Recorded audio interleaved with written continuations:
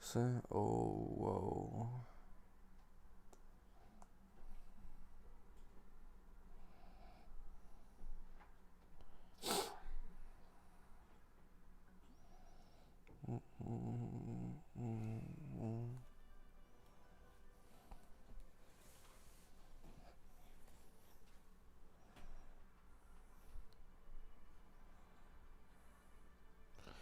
There we go.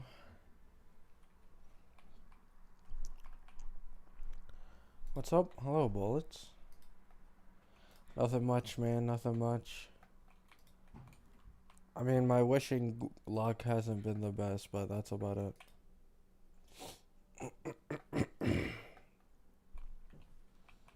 To me, today my throat is a bit dry. I don't know why.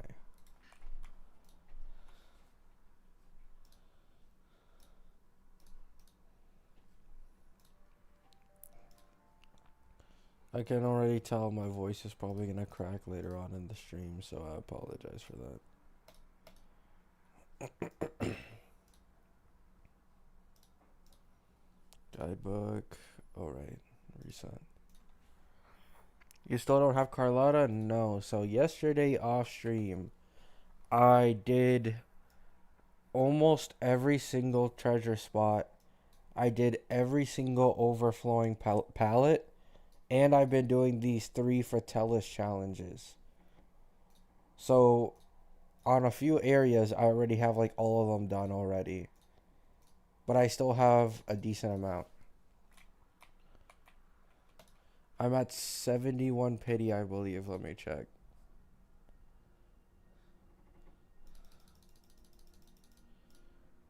Yeah, I'm on 71 pity. Like, I've been grinding this map like absolutely crazy, bro. I don't even think I'll be able to get like Zeshi or even like Carlotta's weapon, like either one at this point. Because a lot more of the 2.0 pulls are on the second half of the patch. So I'll probably just have to get like Carlotta's weapon on a rerun.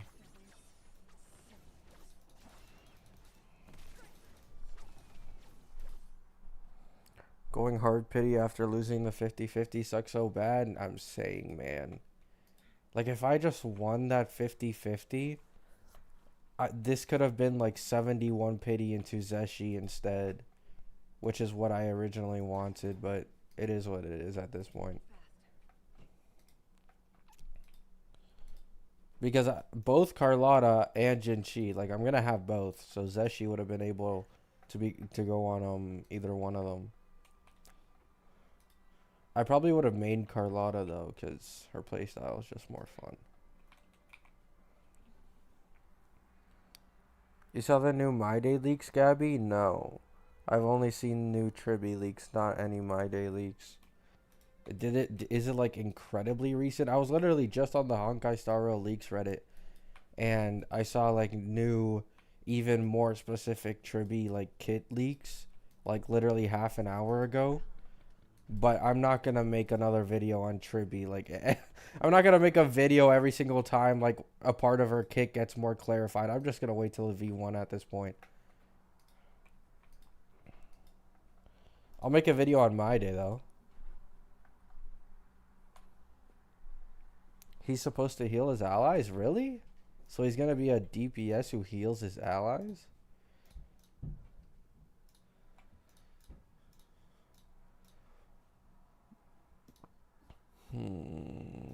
Let me do more of these Fratellis challenges.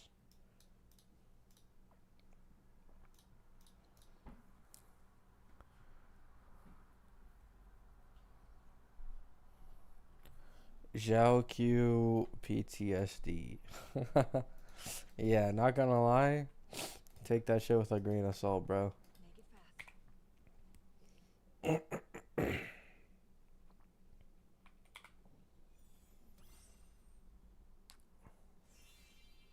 Where is this leak? I have zero clue. Just someone in my chat said it. I'm so glad these are like incredibly easy.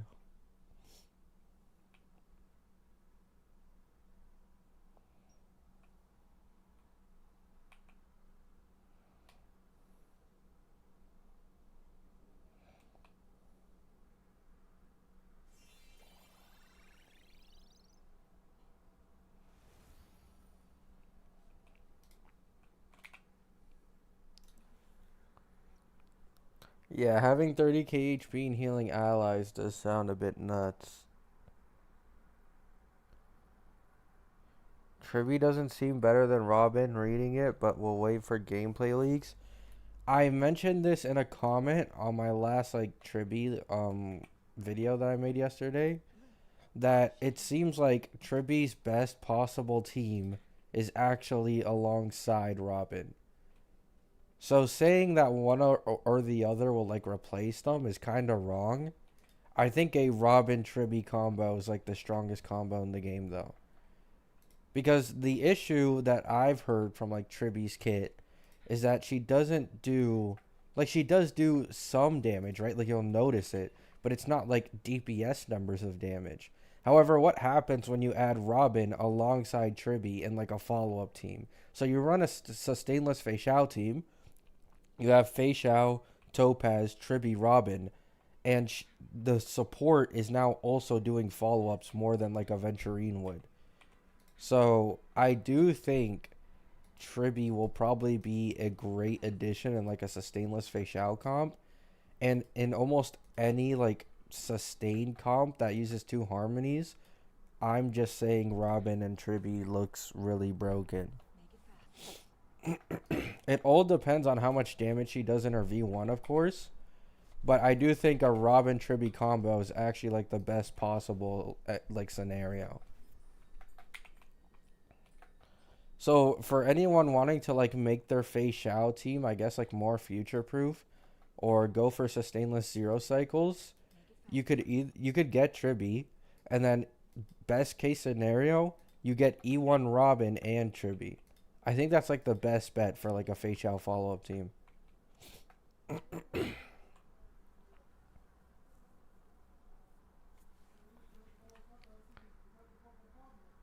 Leaks are on the Telegram group, not posted on Reddit yet. Oh, I see, I see. But yeah, this entire time we've been like arguing like Robin versus Tribby and like the possibilities. But I think with the current like kit leaks that we have, she would pair extremely well alongside Robin, because she'd also receive a damage buff.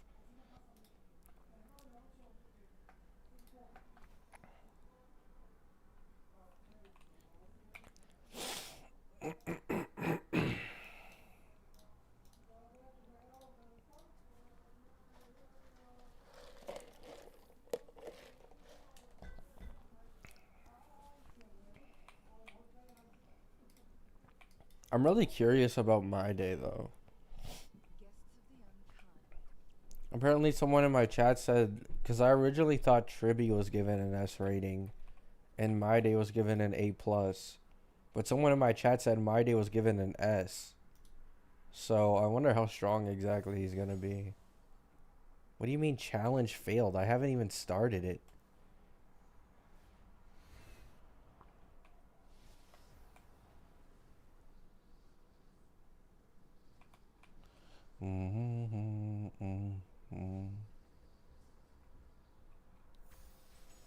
Wait, haven't I already done this?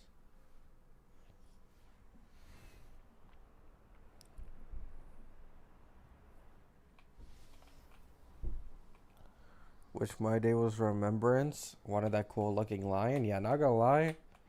I did literally, since his drip market, I did say that I don't think he's gonna be Remembrance, because it looked like the lion was more of like an avatar from him and not like an actual like thingy, right?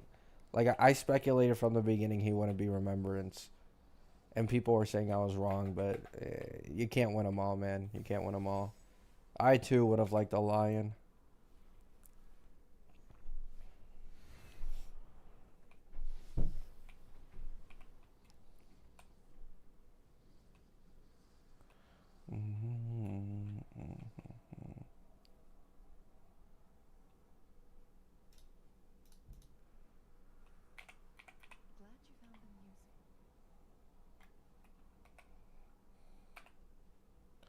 Is that it? No.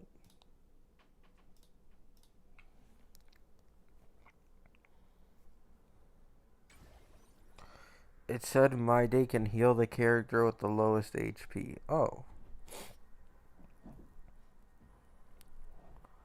I heard Anoxa might be an Acheron support. I mean, that isn't exactly like anything new though. Like, pretty much every Nihility character in this game is an Acheron support. It all depends on how, like, good of an Acheron support exactly they are. And to be honest, like, I don't know if it's just me. I don't want any more Acheron supports, man. Like, can we please just get a new Nihility DPS? Like, fuck Acheron. Like, this girl got a Venturine, then she got Jiaoqiu. Like, just how greedy are you gonna get, man? Like, give me a new fucking comp.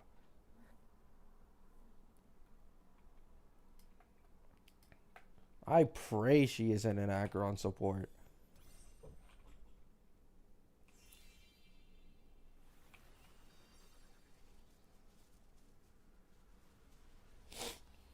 This is like the most difficult one possible.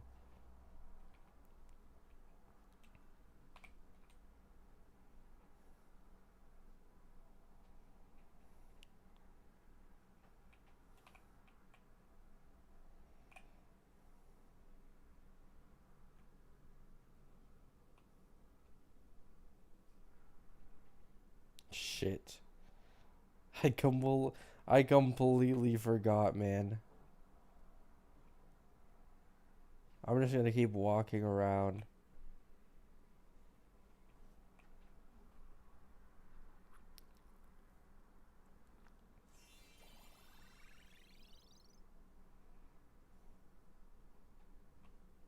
Oh my god, I actually got it, I think. Wait, no, did I need 75%? Fuck. Literally 1% off. Good morning, everyone. Good morning, Brian. Why is Anoxa an Acheron support? I have no clue. But I just really, like, I'm sick of Acheron supports at this point, man. Like, please just leave her in fucking 2.x patches.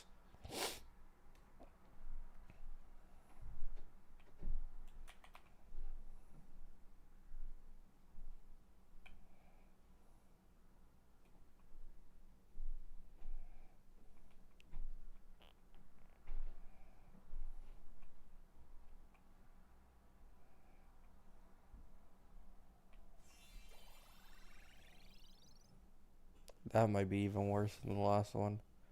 Oh, never mind. I got it. Nice.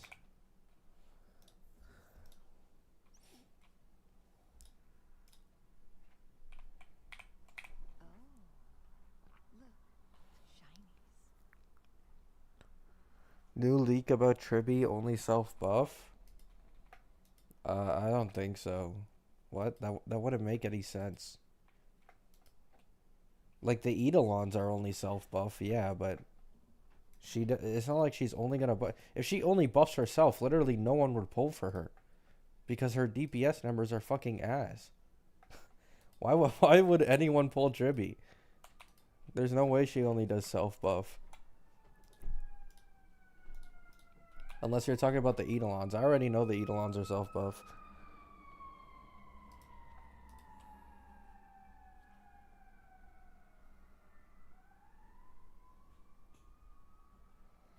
Yeah, from what I've seen, when she uses her ult, the enemy with the highest HP will take additional damage. And her skill will just give the entire team res pen. I think it said based on her max HP. So it seems like her max HP thing, like this HP scaling is going to be like incredibly important for, what's it called? Tribby. She also does damage depending on, what's it called? She does damage depending on her HP as well. So the more HP you have on her, the more damage she does. Fire? Oh, the ambulance in the back? I have zero clue. Honestly, ambulances always go back and forth near here. Like during the night and the morning. So I don't know if it's like an actual fire or if it's just like they're going back to the fucking place.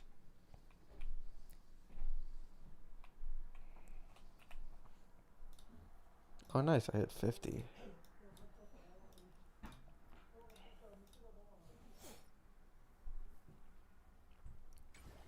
Sound like a fire truck? I mean, it probably is. But I truly just don't know. Like, fire trucks go here, like, every single day and every single night.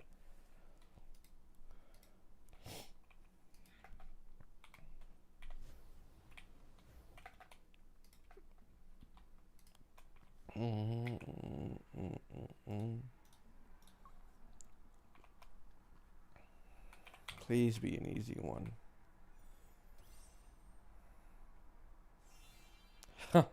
That is not... I mean, actually, it's not bad.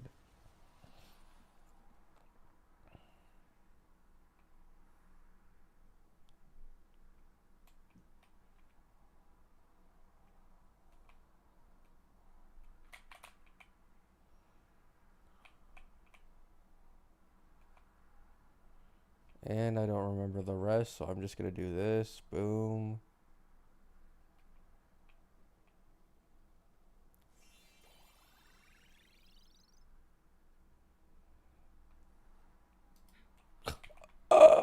Nice. Completely bombed it.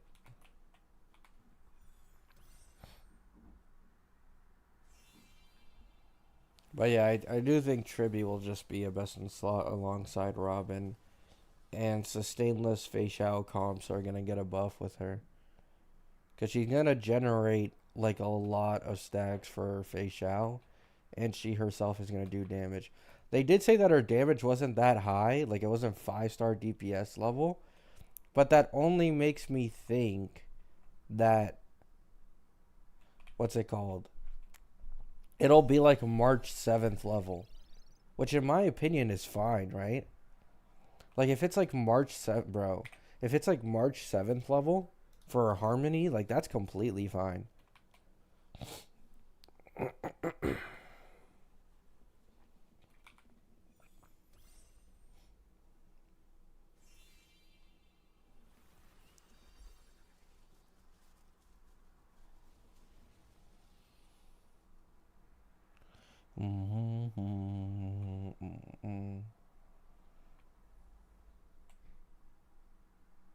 I should get it this time. I wasn't paying as much attention because I was reading chat.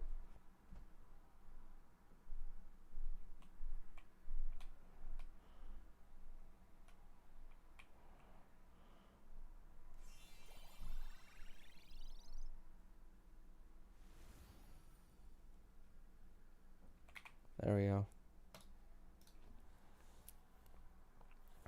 Wuwa 2.0 hits different? Yeah. I'm not gonna lie. I am not someone who really likes map exploring all that much. So it is just slightly annoying for me. But for anyone else who like isn't rushing for like Asterite and is like genuinely just enjoying the story, I think it's like 1.0 again. I mean, it is like 1.10 again no matter what. It feels like it. But a big reason why I like Honkai Star Rail so much and why I quit Wuwa is because I have to actually explore in Wuwa and like take time to do like certain quests and shit. And Honkai Star Rail, because it's a turn-based gacha game and it's like not open world, it is significantly easier to get like all the pulls in Honkai Star Rail than it is to get all the pulls in Wuwa. Like, it's not even a bad thing about the game, it's just like a personal preference of ease of like gathering jades.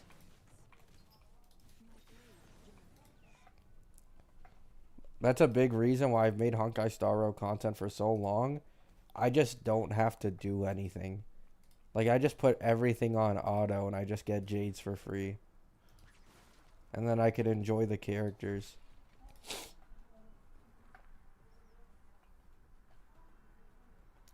Do you think Herda might be more pure fiction oriented or will do equally well in all endgame? She'll do equally well in all endgame in my opinion. I don't have a doubt about it. From like all the leaked gameplays I've seen, she quite easily is very universal. Before V3, I would have said yeah, like pure fiction, yes. MLC APOC, no, but after V3 and after V5, I believe is when she got the Enolon buffs. It's just like she shreds. I'm not gonna lie, she shreds.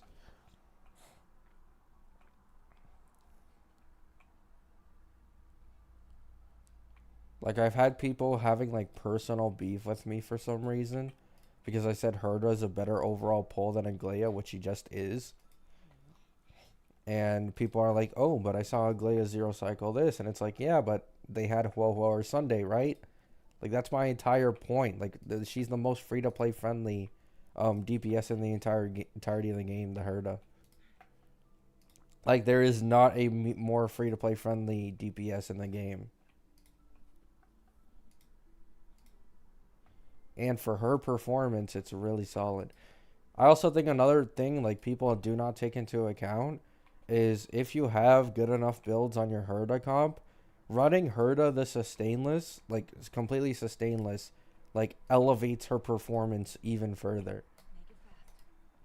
So in modes like Pure Fiction, where she's not really going to be getting hit all that often, and as well as MOC, where if you're able to like 0 or 1 cycle something, um, oh, it just, but if you're able to 1 to 0 cycle something, running her to the sustainless is genuinely like a good move. Her to E1 or S1. If E1, what light cone should I use instead? I don't remember her best. I'm pretty sure her best free to play light code is literally just the one in the shop. But aside from that, I believe her E1 is a bigger overall damage buff for like her own damage. But the light cone, I believe, regenerates a skill point whenever she uses her ult. So one gives like better just quality of life, right? It's just more convenient for like team tuning and stuff. While the other is a bigger overall damage buff. So it really just depends on your comp. If you're constantly running out of skill points, probably go for the light cone. If you're able to manage your skill points perfectly, I just go for the E1. The E1's stronger in like overall damage.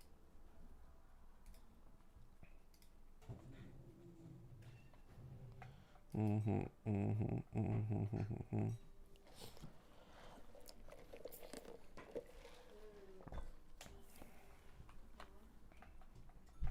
And then the E2 is where she really shines. So like I'm not gonna lie, that is probably the strongest DPS E2 in the entirety of the game.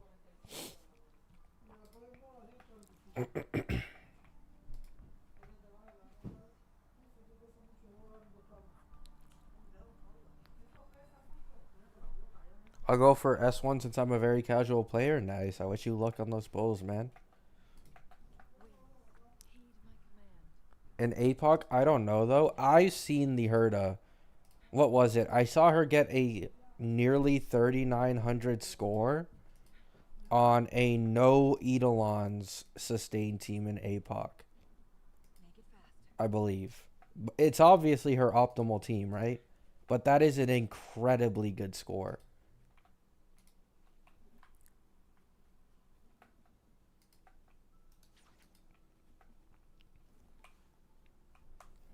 Do you always go for meta characters?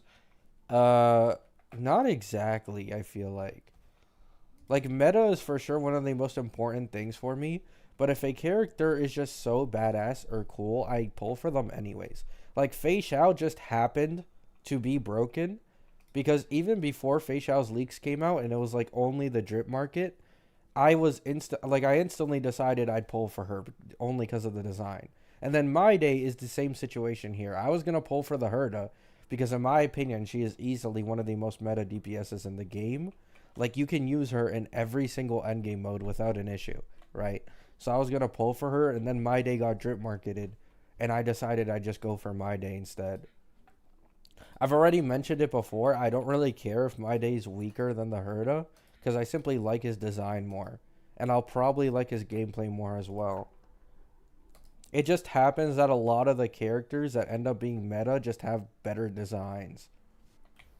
Like, that's usually what Hoyo does. Robin's another good example. I never wanted to pull Robin for like a long time. I didn't pull her until 2.5.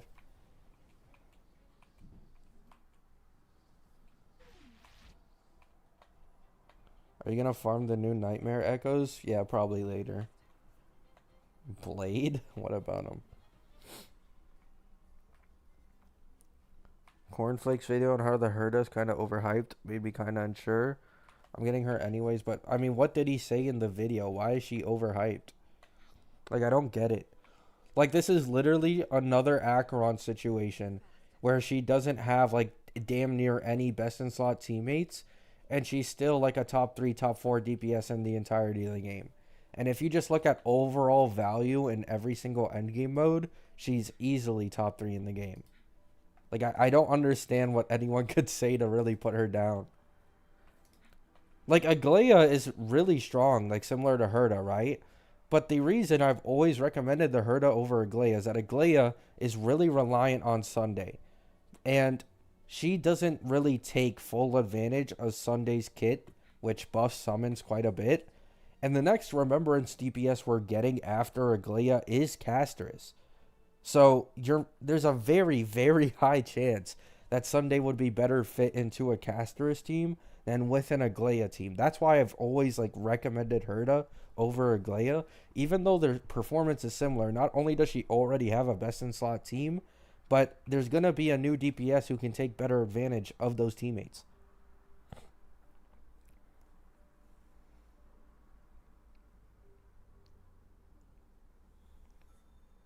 I have a question. Should I go for another DPS character or a sustainer? I need both. Uh, I mean, honestly, just go for Ling Sha, I feel like. Like, you get Ling Sha, and then you get, like, My Day or Castris. Like, either one you want, right? Because I'm sure you might go to Hard Pity and maybe lose a 50-50. So I'm assuming you can't get both My Day and Castris. Just decide on who you'll go for. Because by 3.1, we're going to have, like, Castris leaks anyways. Yeah, exactly, Zen. Like, a lot of people don't consider this, especially since we know that Castris's relic set requires her to be at 95 base speed. That is incredibly slow, right?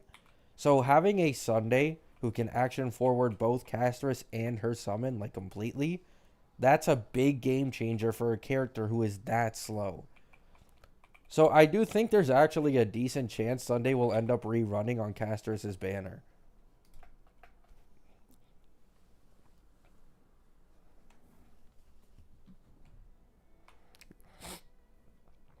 They just showcased her gameplay, and I believe they do really relatable gameplays with correct strategy.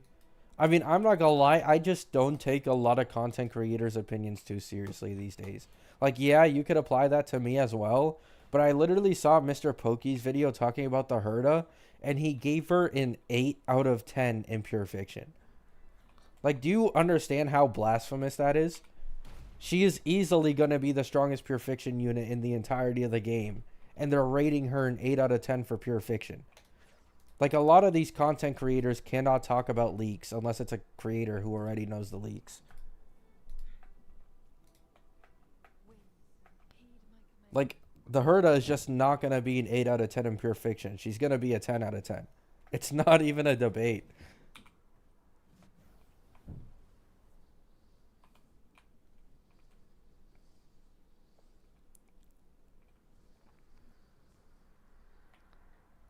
I have Sunday, but I heard that Castris is going to be using 2 Abundance characters. Okay, so here's something people should keep in mind, right?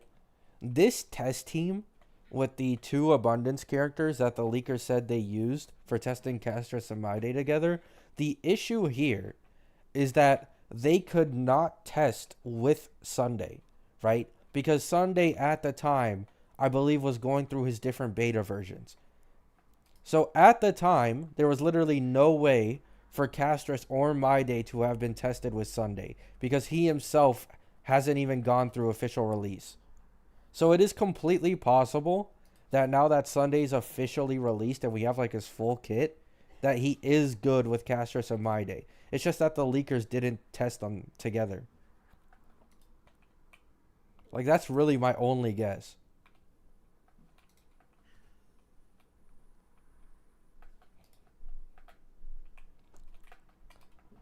Like another thing you have to keep in mind, right? They're using double sustain, and they said they used Luocha and Ling Sha. But at some point, we are supposed to get a new abundance, who I have no doubt will end up being meta for the HP scaling DPSs, right? So I think they just can't use like unofficially released characters, like with testing and all that stuff, because it'd just be inaccurate.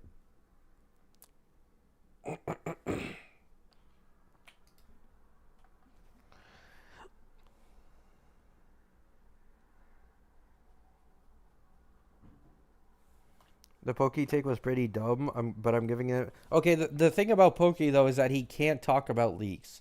So I'm confident that Mr. Pokey and like a lot of content creators are already aware of leaks. However, they simply cannot speak about them until like what's it called? The test server comes out for them being content creators. So they're purposefully underestimating the character and acting dumb so that Hoyo doesn't catch on that they're actually watching leaks.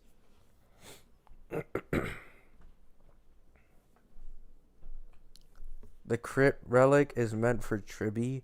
The relic is literally her flower headband in the trip market. Oh, I didn't know that. I'm sure it'll also work for Castris just fine, though. Unless we get like a leaked 3.2 relic set for Castris. I don't think we will, though. I think both Tribby and what's it called, Castris will both use it. But actually, you're right. That does make the most sense. Because the leakers have been saying that Tribby is similar to Ruan Mei. And her buff will like last like 2 or 3 turns probably. And 1 turn, it counts whenever it goes back to her turn.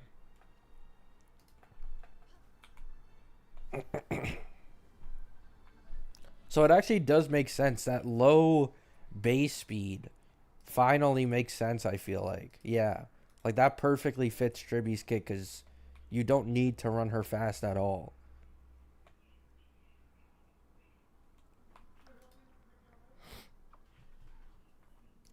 I'm going to be honest. I really hope Tribby just isn't good with My Day or Caster so I can skip. Like, even though she is good with Fei Xiao, I just want to skip her, bro. I hope she ends up being bad with My Day and Casters.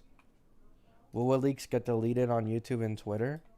Oh, Wuwa's more hard on leaks. I mean, to be fair, if anything, leaks, at least in HSR, are literally just free exposure.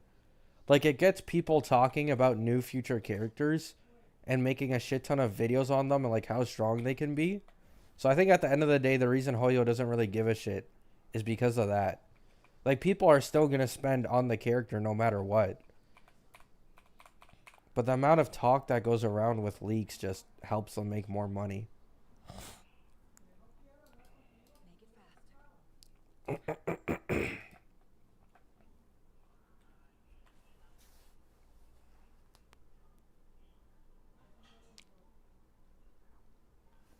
Really want Lake Shaw. Hope we get pulls at 3.0. I'm on 50-50.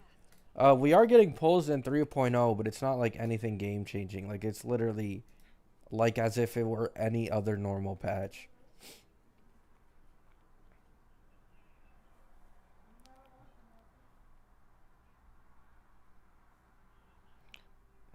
Tribby won't replace Robin. I think at this point it's pretty safe to say I do not think she will replace Robin. I think she will be best in slot alongside Robin for a lot of teams. Because she can benefit from Robin's attack buff as well. And especially in the Fei Xiao team specifically, where like the more follow-ups you do, the more stacks you gain for Fei Xiao, Tribby is going to be like a best in slot for like a sustainless Fei Xiao comp, I feel like. She may even be like a best in slot over Robin in general in the Fei Xiao team. I'm not sure. It all depends on how strong her buffs end up being. Because being a Harmony who follow-ups is incredibly important. Like this entire time in the Fei Xiao follow-up comp, the only person in that comp, like in a sustain one, who isn't doing follow-ups is the Harmony, which is Robin. So,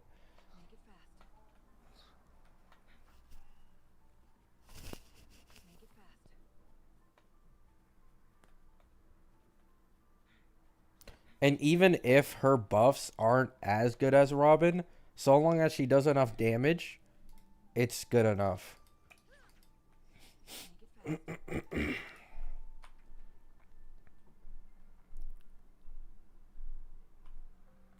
Also, why is Tribi called Tribi? Shouldn't it be Tribios? I'm pretty sure Tribios is the name for either one of her versions or all three combined. But I'm pretty sure even in like the drip market they say Tribi, no? Yeah, Tribios is the triplets combined, yeah.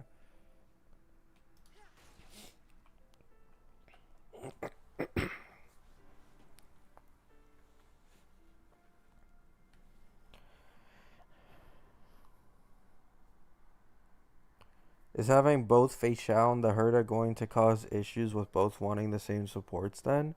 I mean, not if you have both, I'd say just leave Robin on your Fei Xiao team and use Tribi on your Herda team. Like it really is that the two DPSs who I think will benefit the most from Tribi are Fei Xiao and the Herda. But the Herda benefits significantly more than Fei Xiao because of the fact that like Tribi will end up doing a shit ton of energy recharge for the Herda, which is really important. Like the entire point of the Herda is like she's an ult nuke, right? And on top of that, she also builds up stacks faster for Herda to do that big damage on her enhanced skill. So I think you just use your normal Fei Xiao team with Robin, and then you put Tribi on the Herda team if you run both. But if you only have one or the other, you can then use both Robin and Tribi.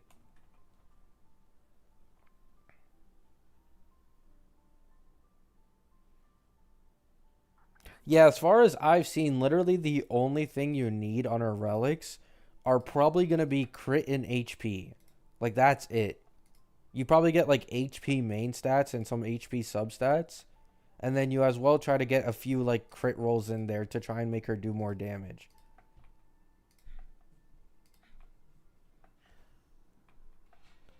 Like, once you hit probably, like, 60 or 70 crit rate, it's probably completely fine to just go all in on HP.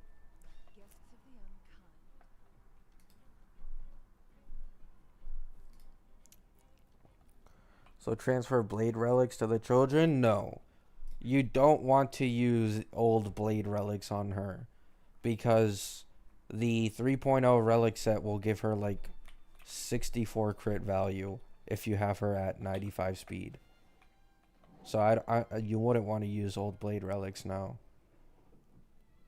You want to use the new set in 3.0 that gives like 32% crit rate.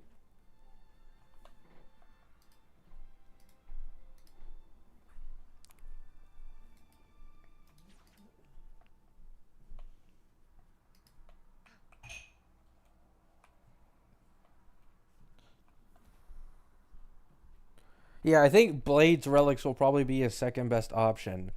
But that 3.0 relic, which gives 32% crit rate and 10% quantum damage boost, is probably just completely built for the Tribbies like follow-up attacks.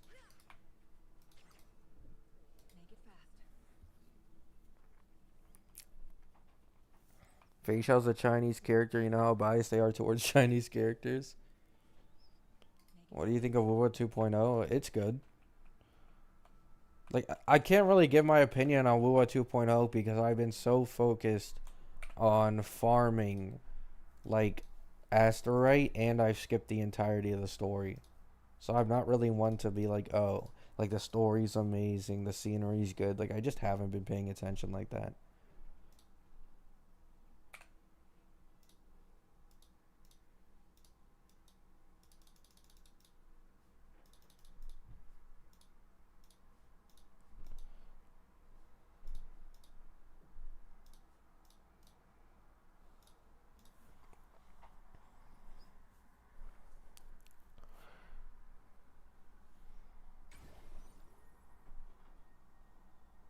Hate Hoyoverse. Why are they so rude? Oh, what? Why is Hoyoverse rude? Do I pull on Carlotta? Preferably do it on Zeshi. I'm not gonna lie, this game's power creep is damn near like non-existent. Like you did tell me the Sentinel will end up being like 15 to 20% stronger, but at the end of the day, like that isn't even all that significant. Like I'd say in like Wuwa, you can genuinely just pull for whoever the fuck you want instead.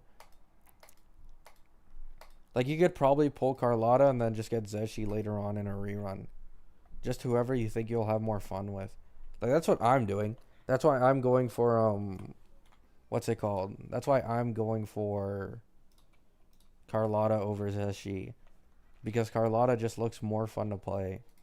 I'll probably build my Sanhua or some shit for my Carlotta at least.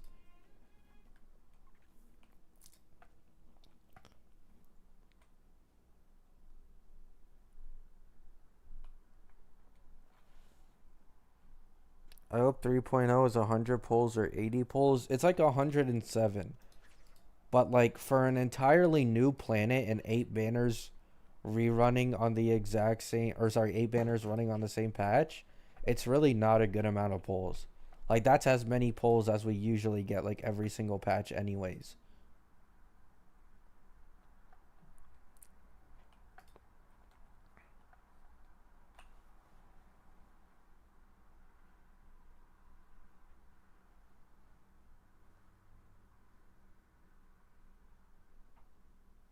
Oh yeah, Exodius.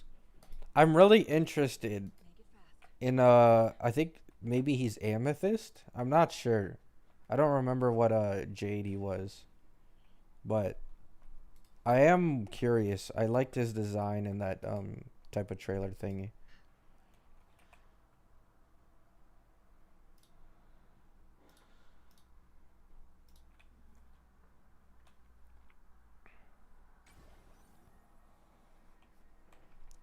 Usually it's 80 to 90. Yeah, but the only reason it's 107 is because it's a new planet. So we're getting like an extra, I think like 10 pulls in what's it called? Like that patch only because it's a new planet. Like that's it. It's from like an event where you get like more daily pulls and that's it. Like there isn't more necessarily like events. I just don't get it. It's bad. I'm pretty sure when Penacony released, there was like 130 or 140 pulls that could be like farmed.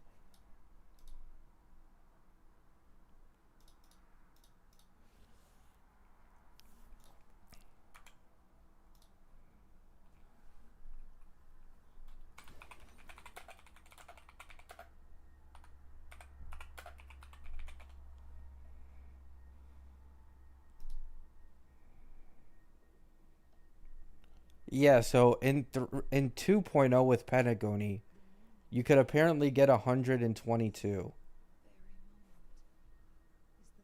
which is 20 pulls more. And we're getting, unlike in Penacony, we are getting 8 banners in one patch, which is the difference. And if you had the express pass, you could get like nearly 30 more pulls.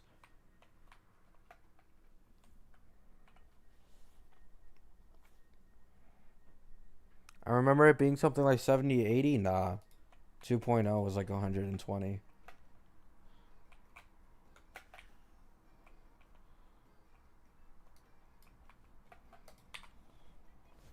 Mm-hmm. How the hell do I get over there, man?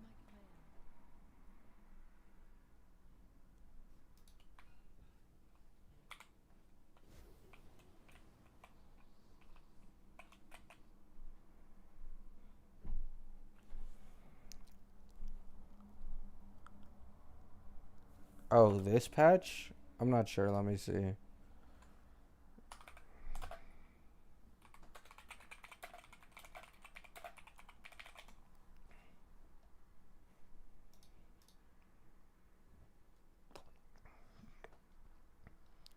Let's see.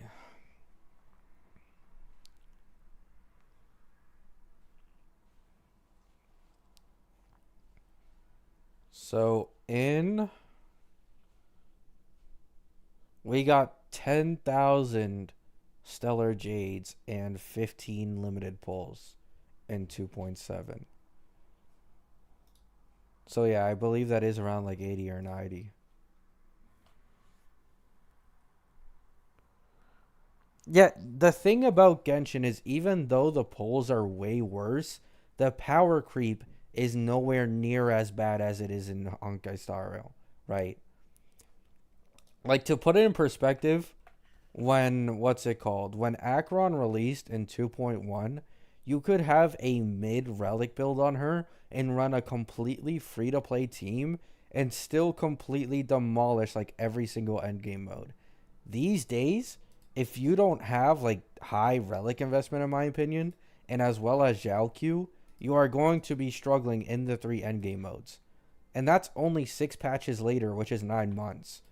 Like you can still use Hu Tao, who I'm pretty sure is like 3 years old in Genshin, and still clear all the endgame content just fine. Like that's the difference between Genshin and Honkai Star Rail.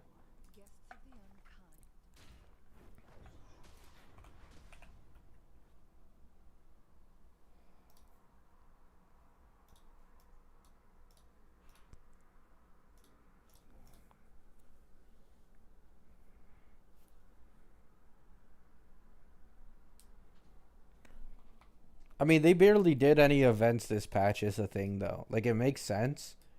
Like we had that picture event and that like house building event, and that was pretty much it. Like this was one of the weakest like patches with events.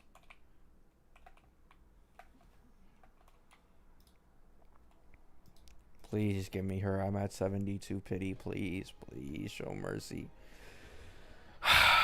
Finally, finally, man. Oh my goodness. Isn't this like gotcha animation power creep? I swear this is like a way better animation than like any other character in the game. Nice. Uh, I'm gonna prioritize her weapon. 2 pulls. Everybody knows it. Back to back. Fuck. Is this good? Kinda, but not really. Because I went to around soft pity, and I lost a 50-50, and then I had to go to 72 pity again to be able to actually get her. So around 130 pulls to get one copy of a 5 star. Not exactly the best.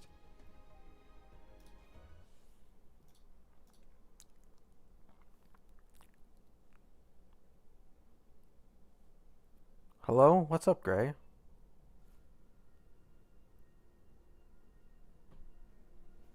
I mean, I just don't understand why people are still coping about Sparkle, man. Like, people see any character that is a quantum element and automatically say, like, oh, Sparkle might be good, even when there's, like, zero fucking synergy. And like, it just doesn't make sense, bro. People just see quantum and are like, oh, Sparkle meta again? Like, it just doesn't work like that.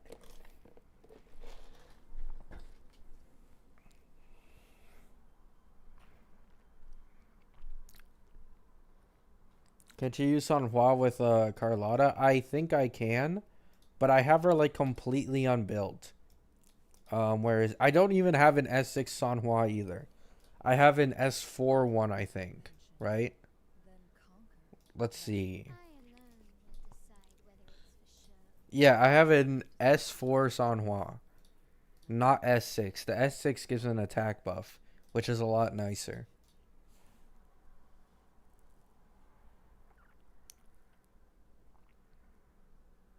So the Jade rerun is for Sparkle then? No. Oh, you're just repeating what I said, yeah. Like people just see quantum and automatically assume that shit. It just doesn't make sense. I need to farm her echoes now.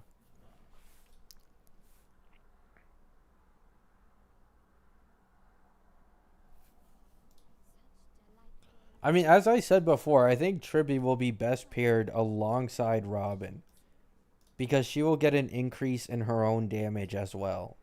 So that's like the best case scenario.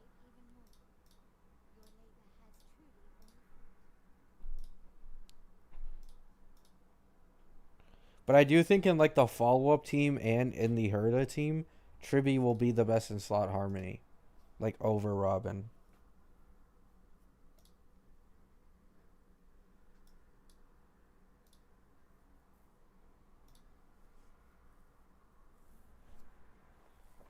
Congrats on Carlotta. Thank you, bud. Calling it the Sparkle incident is so funny though. I mean, it's just like there's nothing you can do about it, man. Like they gave a new limited character 50% action advance when Bronya, a standard one, has fucking 100% action advance. Like it just doesn't make any sense.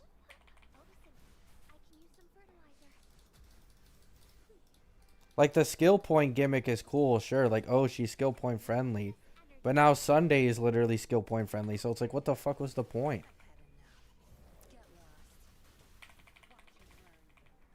Like, I don't know what they were trying to do with Sparkle. Like, I truly don't know.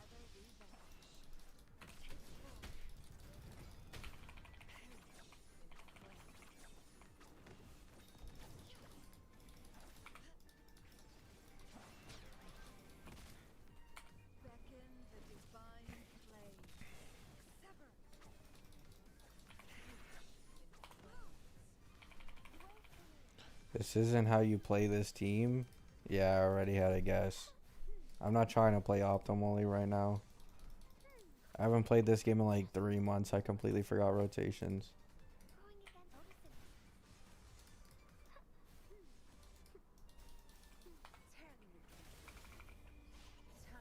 I'm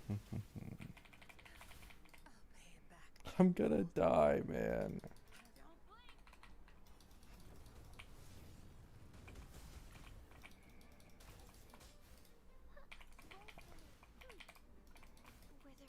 I pressed dodge, man. I'm so bad. They don't want Infinite Harmony DDD happening. I mean, as far as like what it sounds like, the more Eidolons you get on Tribby, the more damage she does. So at some point, her damage should be like very comparable to a DPS, depending on the Eidolons. I can help you, it's fine. Defense, really?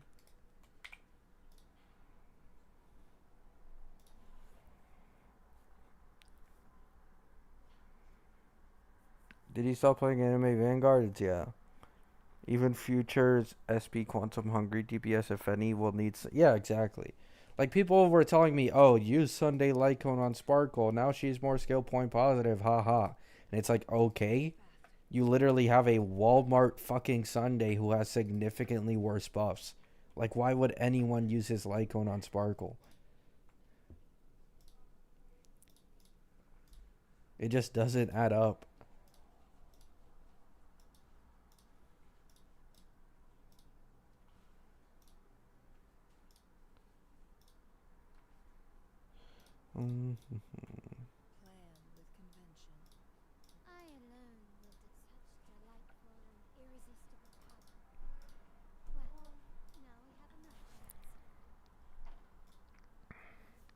Talking about Sparkle and Bronya, Sparkle had 100. Yeah, if Sparkle had 100% action advance, she would have been way more viable.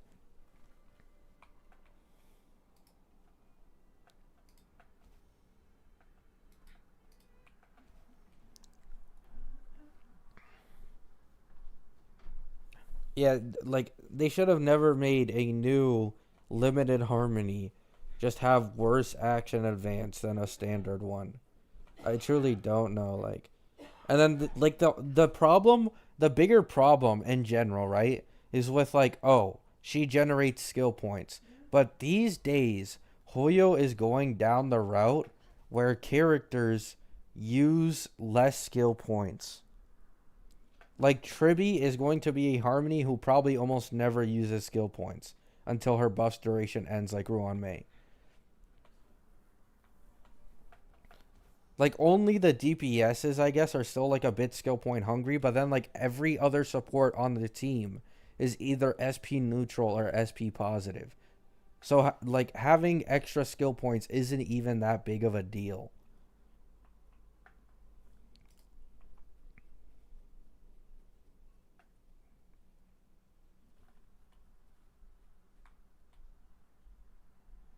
If I skip Ling Shaw, will she rerun again early, or is it going to take a while? This is the problem, Abby.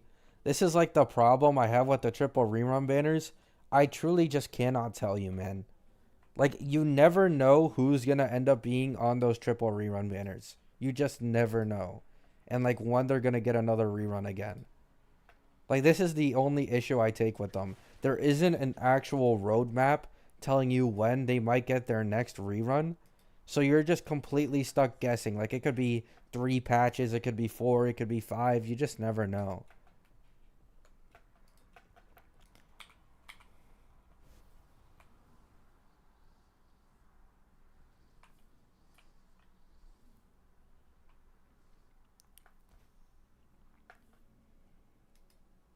I don't think Link Shaw will rerun in Castrus's banner, no. That's too early. I think getting a second rerun after only 2 patches, I think would make her the fastest second rerun in the entirety of the game. I don't think they're going to do that. I think if anyone's going to rerun on Castrus's banner, it might be Sunday. And that's it.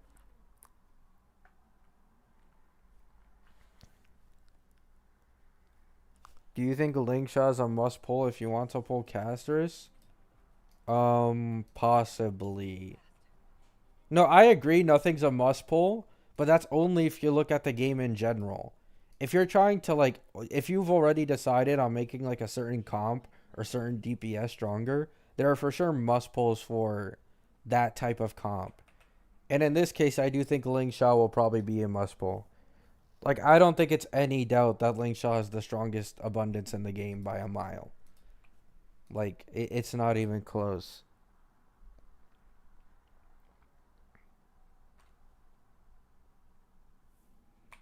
When is Fugue rerunning in this HP meta? They might just throw her on a random rerun, or we'll get a future break character. That's basically it.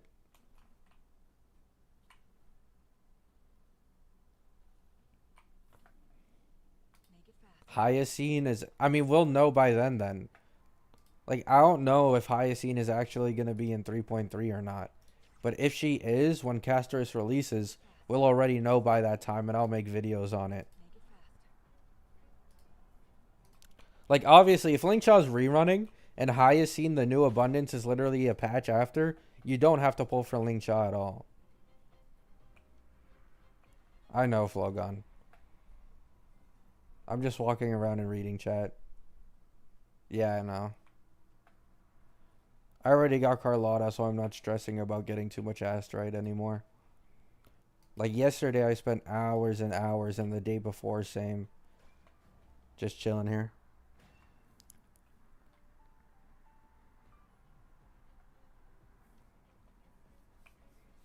I mean, I still don't see it happening. Like, they might rerun Luocha and Huohuo, but they will not rerun, what's it called, Lingshaw in only 2 patches. Yeah, but there's literally 0 way I get enough pulls for it, Flogon. That's the issue. Like, there's only 19 days left, and we're not getting any, like, more events with extra pulls until the second side. Even if I milk this entire map, I'd probably get, like, an extra 10 or 15 pulls. Which I can do anyways during, like, the first side's, like, run time. But the chances of me getting the weapon are, like, 0, basically.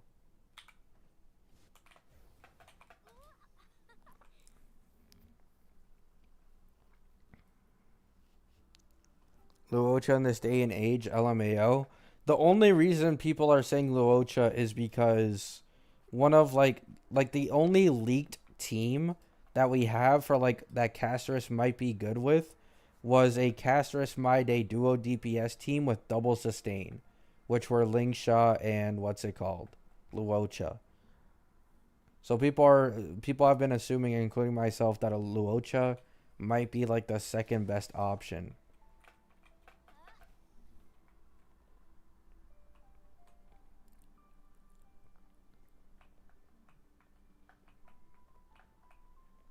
Fugue is not a must pull by any means. Fugue is not a must pull. Like if you're talking you specifically want to make your break comp stronger, then I guess it's like a must pull in that type of context. But like overall account must pull, hell no. Hell no.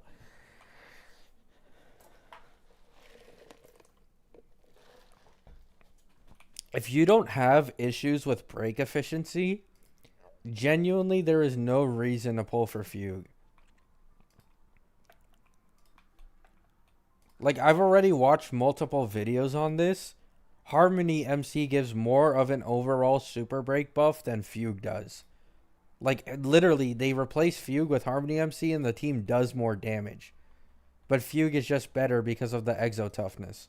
Like, she's by no means, like, necessary in any break comp. But she does just elevate it even further.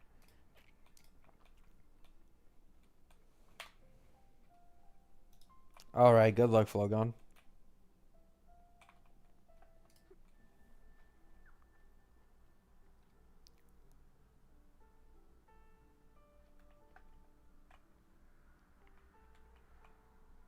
That's just not true, Crowing. That's just not true. Like, literally, the only reason people run Fugue over HMC isn't even, like, the buffs. It's exo toughness. Because the exo toughness allows you to, like, break a bar twice or even twice at once. So, like, E0 S0 boot hills with a Fugue can hit up to, like, a milli if they break both bars at the same time. But you're also losing a lot of overall damage outside of when there's no break bar. So like when there is no longer exo toughness, usually HMC shines more than like anyone else.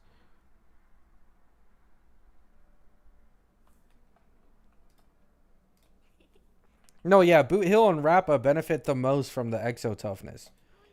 But the second like every single enemy is broken, like when there's no more exo toughness, like HMC gives a better overall damage boost. They're actually comparable.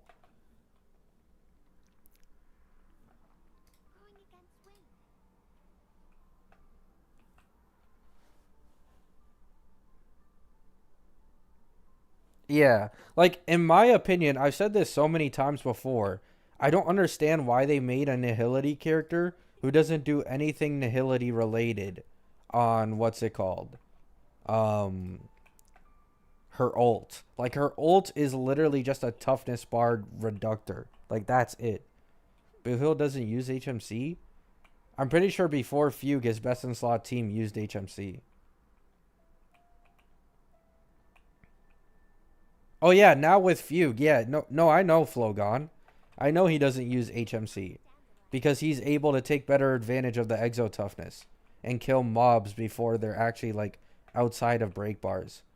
But before you put HMC in Ruan Mei.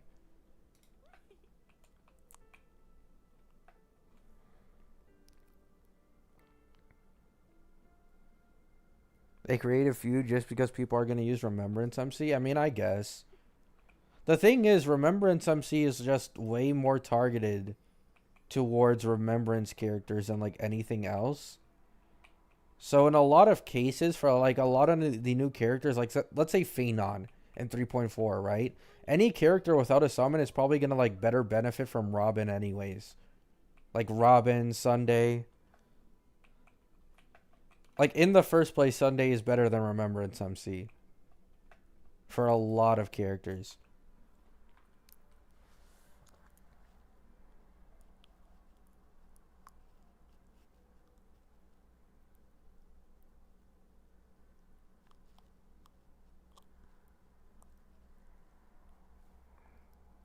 I'm talking about sustainless teams. Like zero cycle boot hill teams that are sustainless would always be HMC, Ruan Mei, and then like Branya. I mean, now he's gotten upgrades with Sunday and Fugue. But yeah, sustained teams, you'd use Ling Sha and just replace either HMC or Ruan Mei.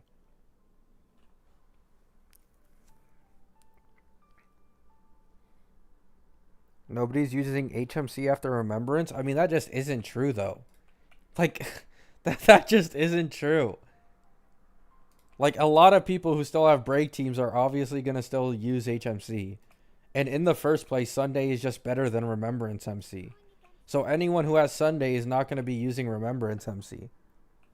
Like, it's another one of those things. It's no different for Remembrance MC.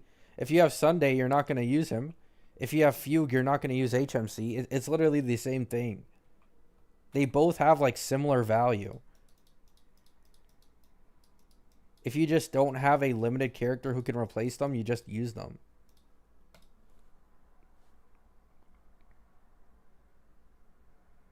Yes, but he has way better super break multipliers.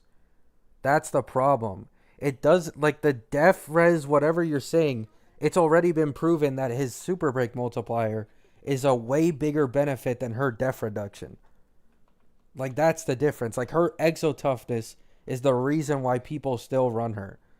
It's not the fact that she, like, boosts damage any, like, comparable to HMC.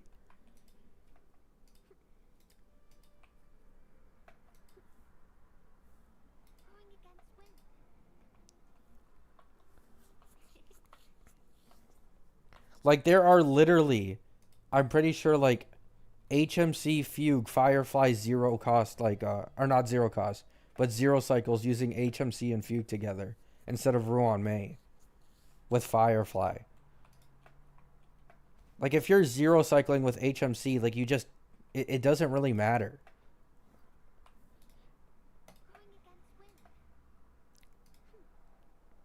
I'm pretty sure HMC Fugue is, like, a better combo anyways for Super Break over, like, Ruan Mei Fugue in the first place. Like, I've seen a lot of break videos recently where people would rather run HMC Fugue than Ruan Mei Fugue. Because they already break most of the enemies fast enough anyways.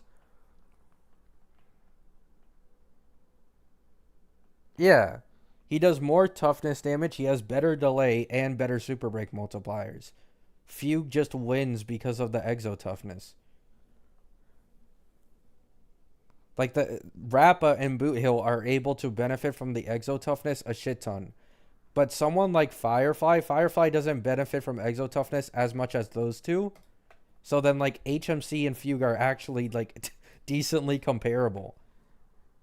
Like, that's what I was saying before. Like, when a target is completely broken and they have zero toughness bar left, like whether it be EXO or the normal toughness bar, like, a HMC is gonna boost your super break damage more than a Fugue is. And then HMC with Fugue is gonna boost your damage even further than, like, Fugue with Ruan Mei. Bro, leave me alone.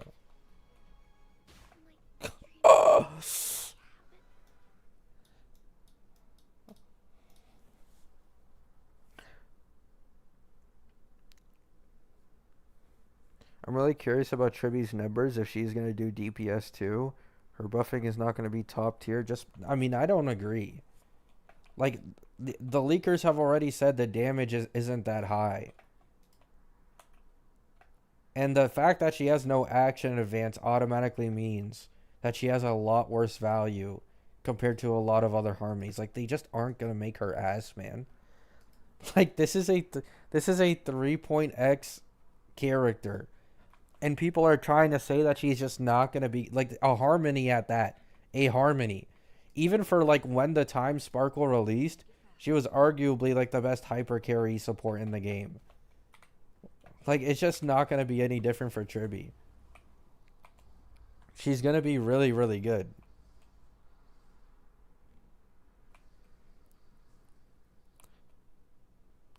As far as I've seen, she is literally just Ruan Mei if Ruan Mei was able to hit.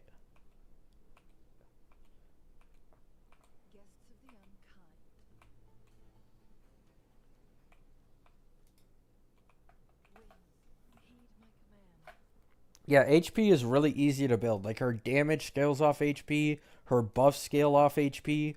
Like, it's completely possible that the higher the HP, like, she just becomes way stronger.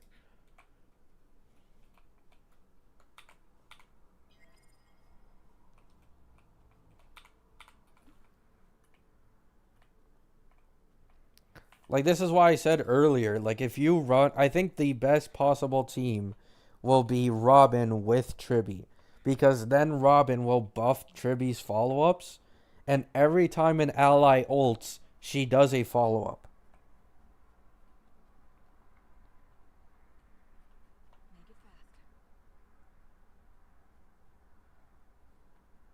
Bro, crowing.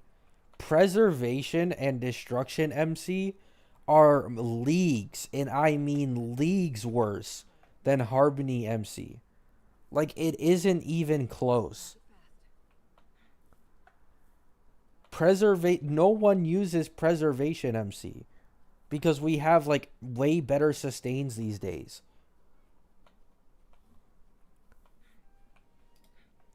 Like, literally, Harmony MC broke the game for Super Break. Like, it's a completely different story. Preservation MC was good. He was never meta. Destruction MC was for sure never meta. But Harmony MC has literally been meta since his release for Super Break teams.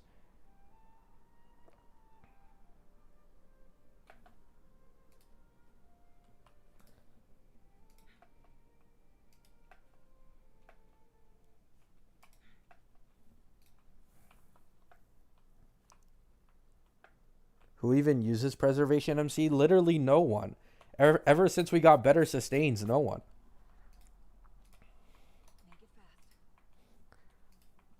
Like, even Japard, I think, does a better job than Preservation MC in a lot of cases.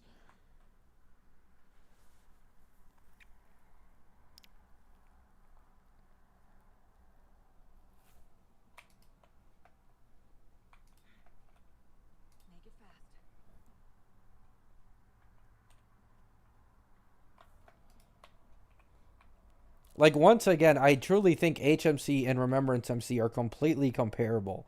They both have a limited, like, there's a limited character in the game who can replace both of them in like a best in slot team.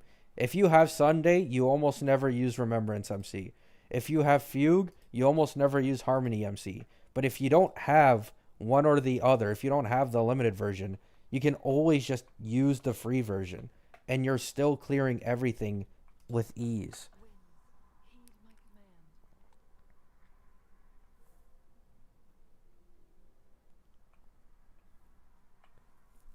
Yeah, but crowing, we already have a limited character in the game who is better for remembrance characters, which is Sunday. This is my like, you're saying Fugue replaced HMC, so there's no reason to use HMC when you can use the exact same argument for what's it called? You can use the exact same argument for Sunday over Remembrance MC. Like, it's literally the exact same thing.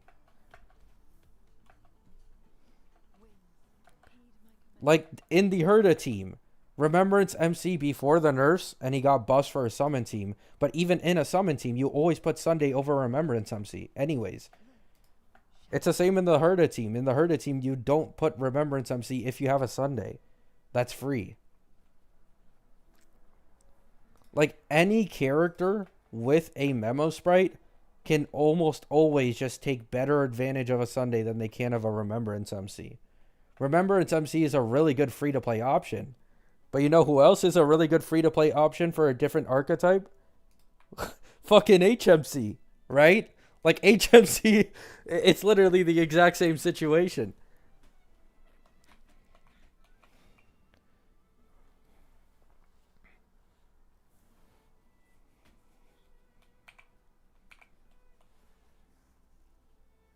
Yeah, exactly, Broven.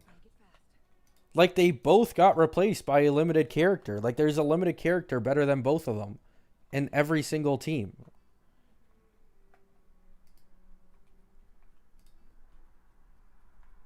At the end of the day, if you don't have Sunday, you're going to use Remembrance MC on a team where you're probably using a DPS with a summon.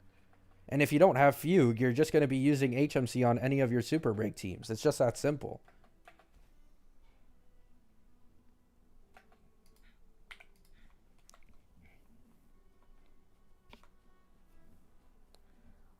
Like we really do not have enough supports in the game for Super Break. If anything, Remembrance MC is significantly more replaceable than HMC. Because the only other limited in the game who can really like support is HMC outside of Fugue for Super Break. But Remembrance MC can be replaced by a multitude of Harmonies for a lot of DPSs.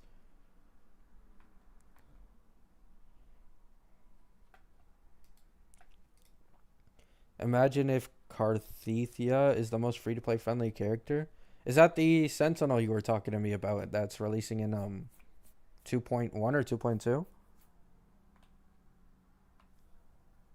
No.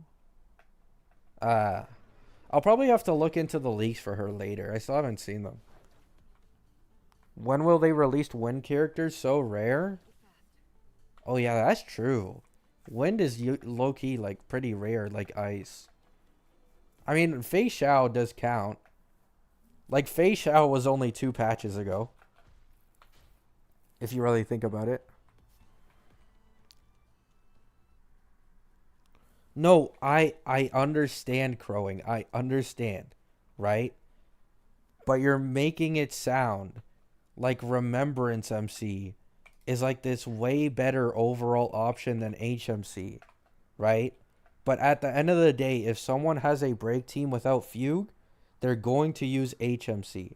And if someone has a summon DPS team without Sunday, they're going to use Remembrance MC. Like, no matter what, it can go either way. Remembrance MC does not have more value than Harmony MC for a lot of people. Like they both have a limited character in the game who's better than them at their job that can easily replace them.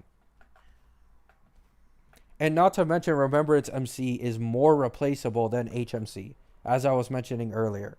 Because there is only one character who can do HMC's job, which is Fugue. While there are multiple characters in this game who are better overall supports than Remembrance MC for a lot of teams. Especially with Robin giving action advance on her ult. Like, you can replace Remembrance MC with Robin. You can replace Remembrance MC with Sunday. Like, literally any character that gives buffs and action advance, you can use as a replacement for Remembrance MC. The only person you can replace HMC with is Fugue. If you do not have Fugue, you do not replace HMC in a break team. What would you tier Remembrance MC? Probably like the same as Harmony MC. Like, they're both meta. But I will say, like, Sunday, just if you have Sunday, you don't really need a Remembrance MC. Like, I'm just going to be completely honest. I think the only case where you use both Remembrance MC and Sunday is either like sustainless comps or you're running 2 summon DPS teams at the exact same time. Yeah, crowing, yeah. They literally changed. I still think it's funny as shit that they just gave Robin a random ass buff. So now she action advances all characters with memo sprites. Like, it's just a random ass fucking buff that makes her way more future proof.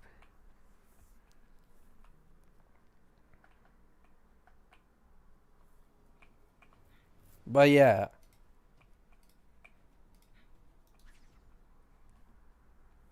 especially for low speed characters, right? Like low speed characters and summon DPSs who mainly do what's it called, memo sprite damage will be able to take even better advantage of Sunday. Like, the more a DPS relies on their summon slash memo sprite, the stronger Sunday will become paired with them. Which is why I'm really interested in Casterus. I want to see just how strong Sunday will be with a memo sprite DPS who can actually take advantage of his buffs and kit. Especially if you have E1 Sunday. I'm not gonna lie, that E1 Sunday is a bit gross. Like, it's a bit gross, if I may say, right? 40% defense shred is a bit bonkers.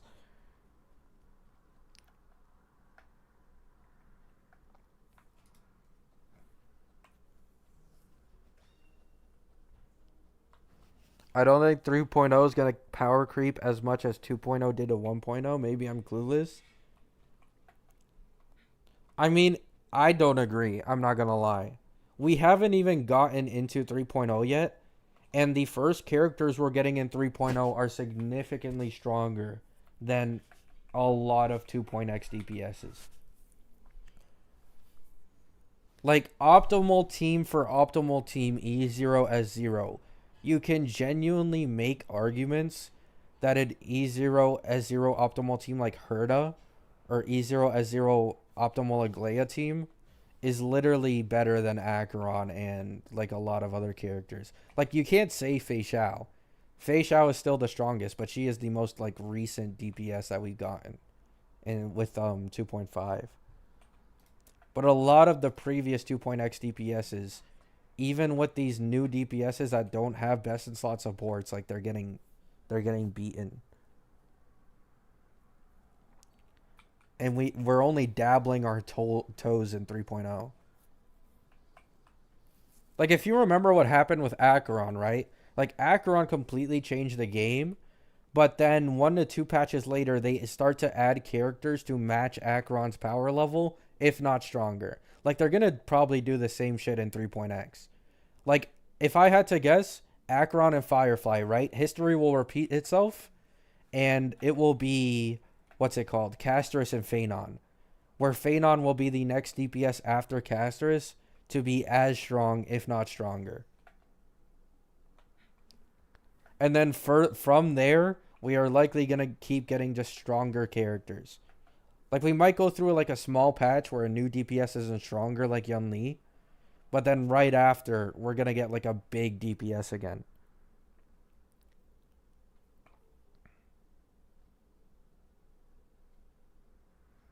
Herda at a 1 cost is basically matching Acheron Premium. Only one surviving right now is Fei Xiao, yeah. And if you use a sustainless Herda comp, it's not even close. Herda is one of the DPSs in the game who best benefits from sustainless comps. I'm not going to lie. Because having another erudition or another character who can attack on the team allows her to build up stacks and energy significantly faster. So the better relic quality you have, if you're like confident you can like 1 cycle or 2 cycle with a sustain, try running sustainless, and then you'll probably be able to 0 cycle.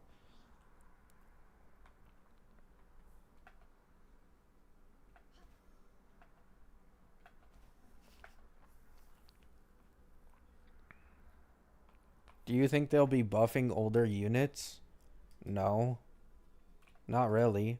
Unless you mean like indirect buffs by making a new character, possibly. But even then, it's going to be another one of those situations like Sunday, where Sunday will make an old DPS really strong, but literally like any other stronger DPS can take a better advantage of him.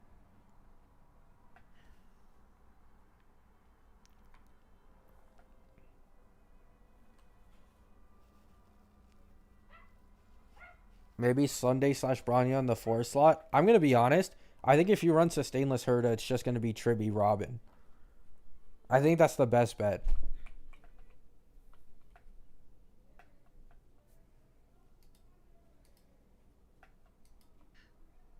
Actually, no. Actually, yeah.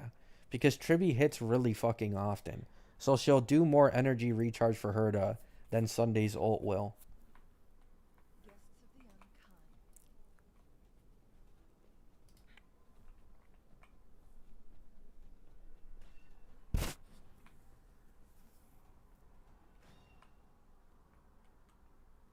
I'll do it later, Flogon.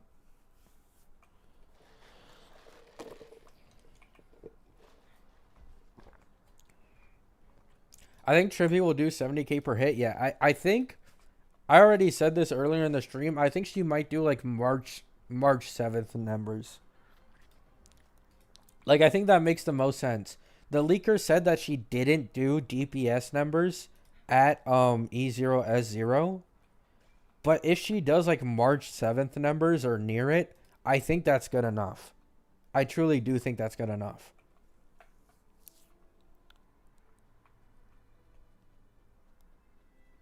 Yeah, for Harmony, it's good damage.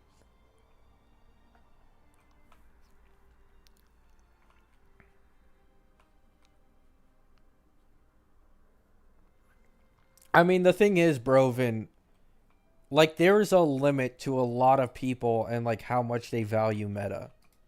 Like, most people are just not going to wait 4 patches. That's 6 months or half a year without pulling. Like, you could just make Castris on one team and Phanon on your second team instead of, like, going all in on just one team. Like, that's probably just better overall. I'm confident we will get another summon Harmony, though. Like, in the 3.x patches, 100%.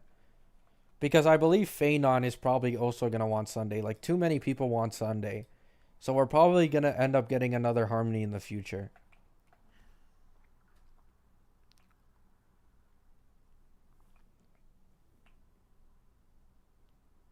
Team buffing and March hunt damage are going to be wild? Yeah. People can skip one patch, though. Yeah, I feel like a lot of people have the patience to, like, skip 1 or 2 patches. But once you start getting into, like, the 3+, it's like, why the fuck are you even playing the game? like genuinely, at that point, it's like you're going half a year waiting to pull one character. Like, most people just aren't gonna do that.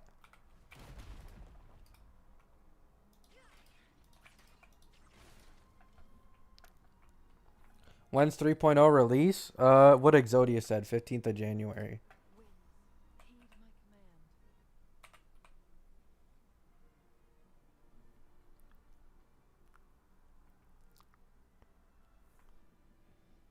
I don't think non-remembrance characters. If you're talking about memo sprites, I'm pretty sure the only characters who can have memo sprites are remembrance characters.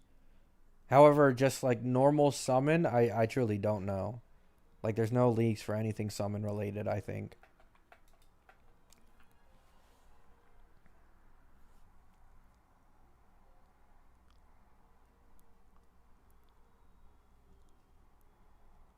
She only skills with her own HP bullets.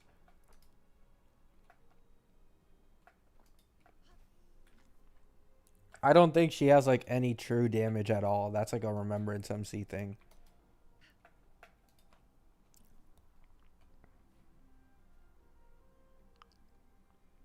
This year we have the Fate collab. Am I the only one who just doesn't give a shit about the Fate collab? Like, I'm gonna be honest, there's a really high chance that the Fate collab just has shit characters, bro. Like, I would not be surprised if we got, like, another Alloy situation.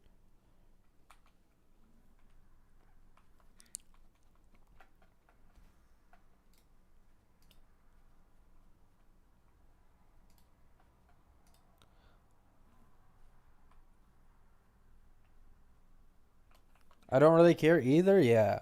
Like, in the first place, like, I've watched Fate, but I don't care about the characters all that much. I care more about, like, the actual in-game lore characters. But even then, like, the chances that those characters are actually, like, any type of meta is really low. Like, it's pretty low, I'm not gonna lie.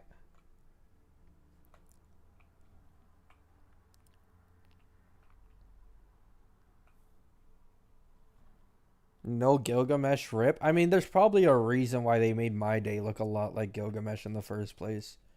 They probably already decided they weren't gonna do Gilgamesh.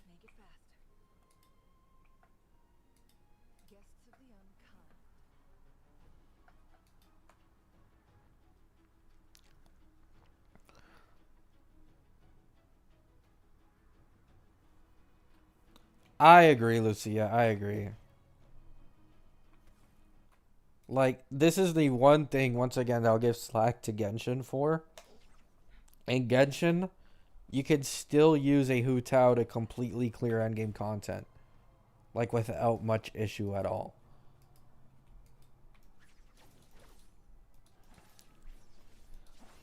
Like, some people might be like, oh, but Jing Yuan, but like, Jing Yuan, literally the only reason is Sunday. You remove Sunday, and he's going to be struggling a whole lot more. And we all know we're putting Sunday on different teams other than Jing Yuan. Like, let's just all be honest.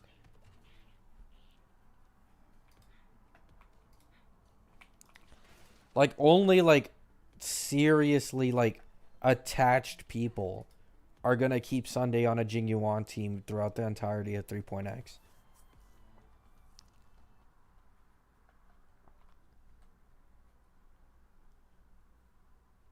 Fake collab is during 3.x? Yeah, it should be. They said third quarter of 2025, which I think would be around like 3.5 or like 3.4 or something like that. Because quarter three, I believe, starts in September.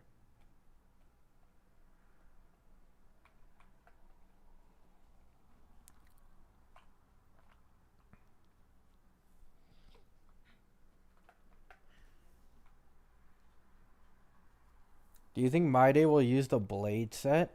I think My Day will probably use the new set. The new. Oh, wait, no. That's the planar set. Maybe. I'm not sure. I truly don't know if going for HP is the move. Because obviously he's an HP scaler, but like how much? Because that Caster's relic set or Triby relic set is so fucking broken. Like it's just so broken. Like it's too hard to say what'll be good on him until we actually get like the in-game testing. Like I really don't want to assume shit right now.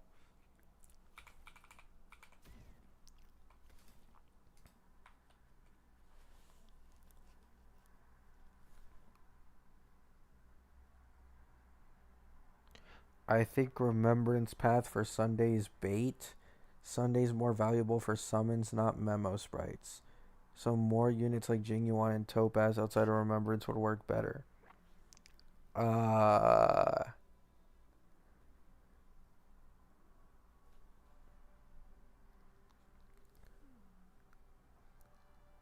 Wait. Why? But why? I don't exactly agree. Because literally all we have to do is get one DPS who mainly does memo sprite damage, and they automatically make Sunday an absolute beast. Like, that's literally all it takes to make him the strongest Harmony in the game.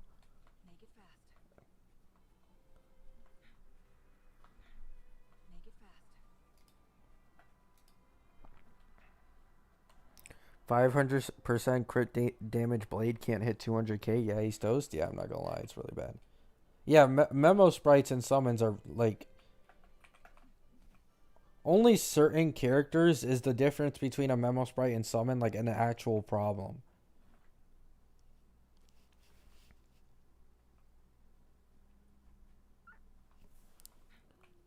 I don't I don't think memo sprites can be AA'd by anyone. Can they? And even if they can, what makes Sunday so special isn't his action advance. It's his buffs. The buffs he gives to memo sprites is the difference. Like, if it was just the action advance, people would be using Branya. But he gives a shit ton of buffs to people who use memo sprites. Yeah, it's only Robin and Sunday, I'm pretty sure. Like, not a single other character can do it. Oh, is it all harmonies? Sparkle and Branya, really? Oh. Well, even then, still, like, Sunday is still... He gives the best buffs. Like, a big part of his kit is that he gives a lot more, like, damage bonus. And if you have his E1, a shit ton of defense shred towards characters who have memo sprites.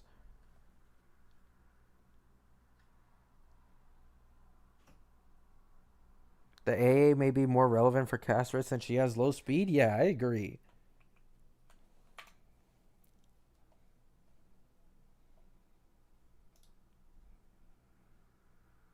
My Day should save us from Blade. Yeah. When did Wuthering Waves get a glider? In 2.0, bro. Literally, like, very, very recently, a few days ago when 2.0 came out. It's only for this part of, like, the region, but this is, like, a massive region. Like, it makes a big difference.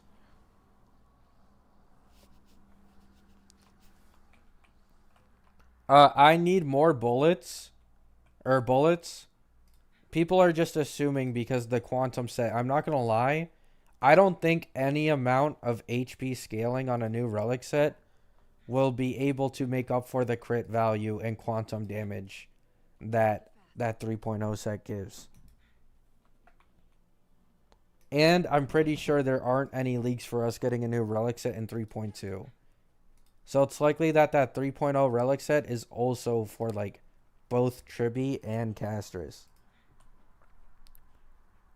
Yeah, it turned out to be for Tribi, but like it perfectly fits Castris as well. That's the thing though.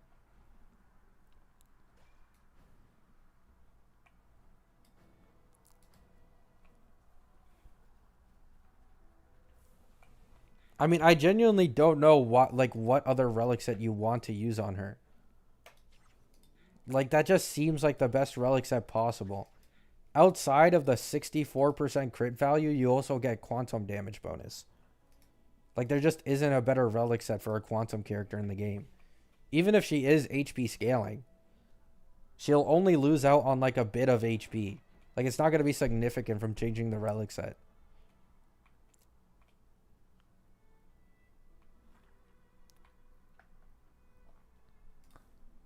The set works for everyone, yeah, for sure. But like casters can probably take the best advantage of it.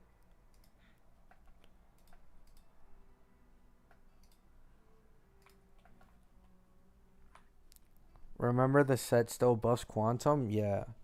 And on top of that, the new planar set that got leaked as well with like the more crit damage and stuff. I'm pretty sure she'll probably also use that one. I'm not gonna lie. I don't think she'll use the HP scaling one. Because if I remember right, the HP scaling one is like 30% additional bonus damage, which I think only applies to like attacks that are like triggered by allies or like triggered by some type of requirement. Like that HP one where it's 30% additional damage bonus I think is meant for Tribi. Because that'll apply to her follow-ups like every single time.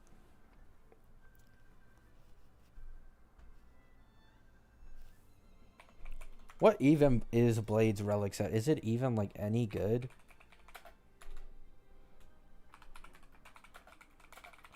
Honkai Starro HP relic set.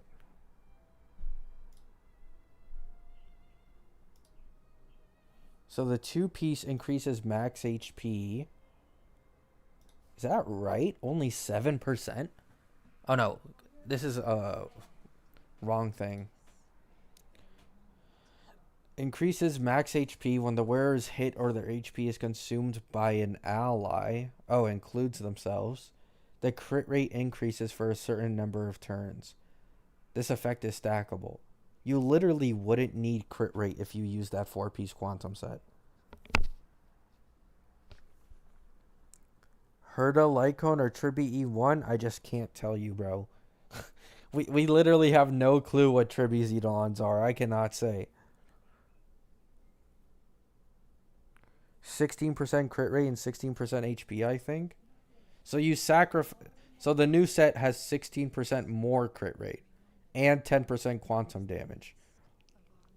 So it's just going to come down to whether the extra crit rate and quantum damage is better than the max HP thing.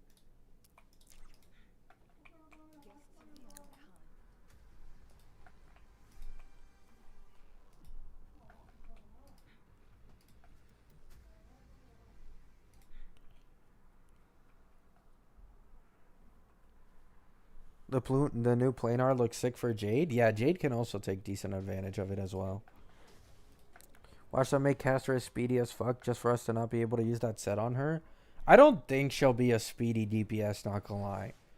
Like, considering she's probably gonna be a character where the memo sprite does like most of the damage on the team, it's a lot more likely that she's just a nuke character, right? Like similar to Acheron, where like once you're able to get that ult off, or once she's able to take a turn, she just does absolutely massive amounts of damage.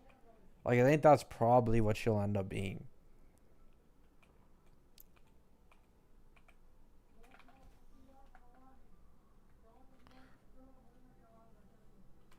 So can't believe Bronya and Sparkle can AA memo sprites? Yeah. Oh wait, do I have to do this in order?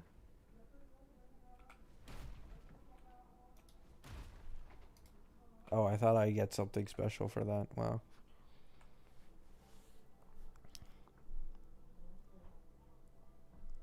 Yeah, Ward.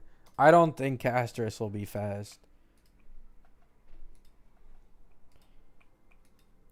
Because let's be honest, if she was fast, right? Like, they're just rubbing salt in the wound of Seal. Like another fast quantum DPS with a scythe. Like, they're literally just rubbing the salt in the wound. I don't think they're going to make her fast like Seal. Like, she's probably going to be slow.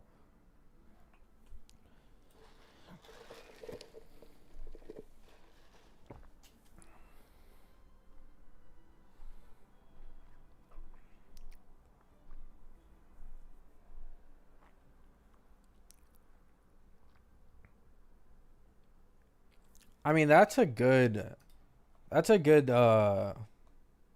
idea, Gwenpool. I'm going to be honest.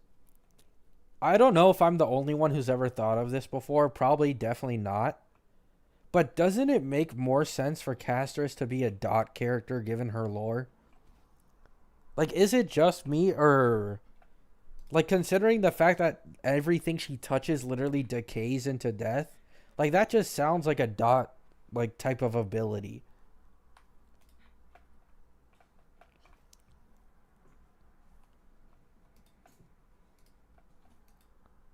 Like, it would make more sense if she was a dot character. I'm not gonna lie.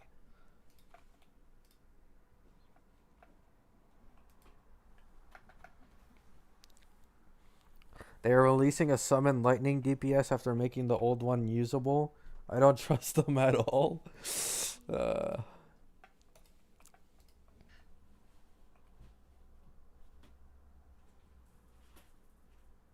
oh yeah, I know Shadow Games because of the dragon and shit. But I'm just saying, like, and like if we were to convert her like actual in lore ability into like moving a dragon, like her killing people by just touching shit, like it makes the most sense for Dot.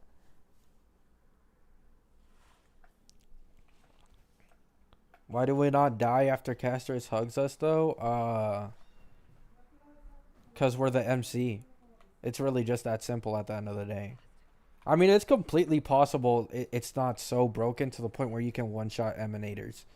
Like, I feel like any Emanator would probably be fine.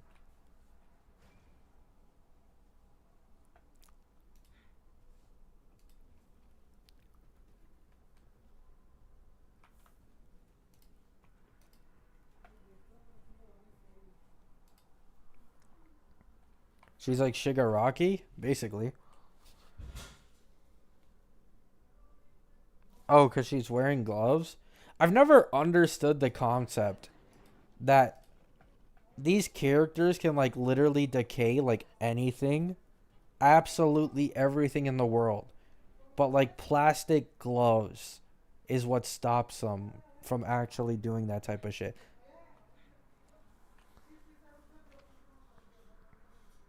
Like, you're telling me the gloves aren't just disintegrating the second they touch her? I mean, I guess it's not like inanimate objects. I guess anything living is what dies.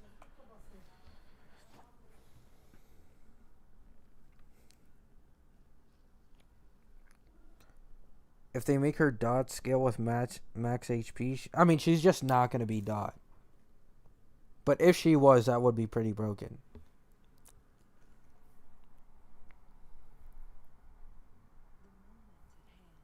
Why is nobody talking about devs saying there will be 3 Emanator strength characters in Emphorius? Because I don't think it's exactly surprising. Like, you can automatically name 2 off your head, which are both Casterus and Phanon. And then the third one is probably just like further down in the 3.x patches.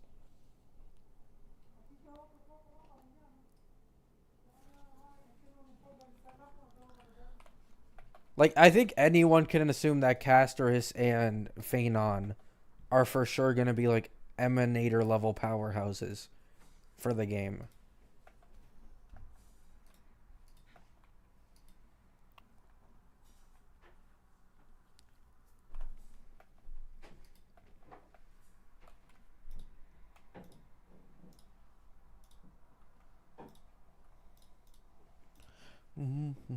Oh, I have a standard wish. I think I have a 4-star guarantee, maybe? Nope.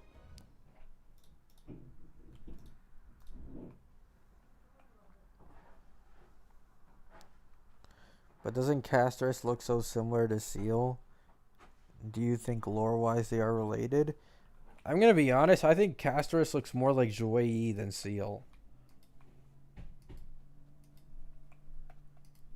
Like a lot more like Jouei than Seal. Last one, March 7th. It's for sure possible, considering we haven't had a single limited version of March yet. So yeah, it's for sure possible.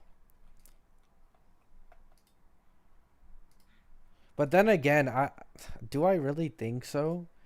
Like, she might just be another Dill or Don Hung, where they're like continuously keep getting more and more different forms down the line. In which case, I don't know if you could even make them emanators like that. Like, can you really just be like a disciple of multiple fucking Aeons? Is it that easy?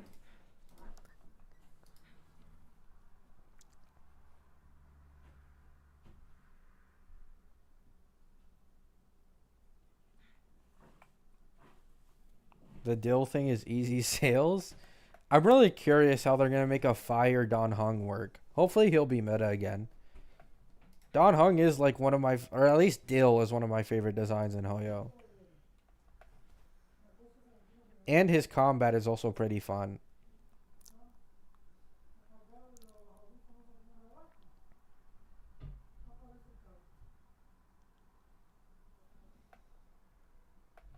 That would be pretty cool, Exodius, but I don't think they'll do that.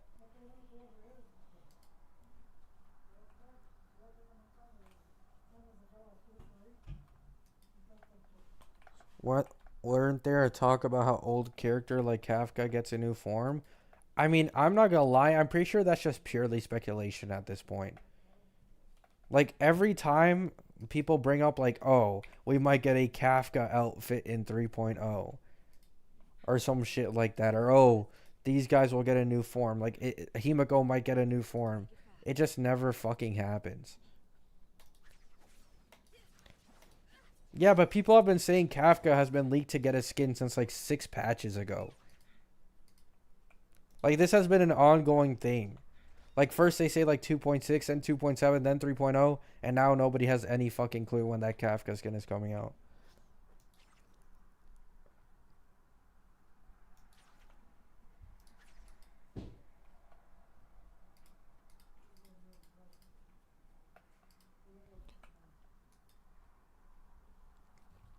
We are getting a new March skin. It's literally Preservation March. Like, and she's not a limited. Like, literally no one uses Preservation March in this game anymore. There's probably like 17 Preservation March users out there, aside from new players.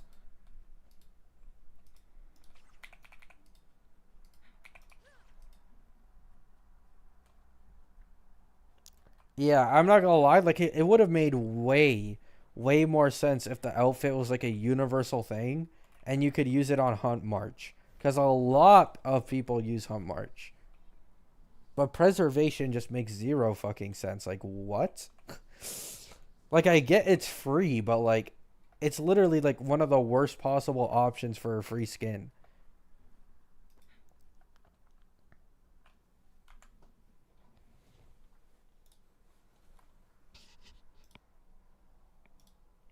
I'll be back in a minute.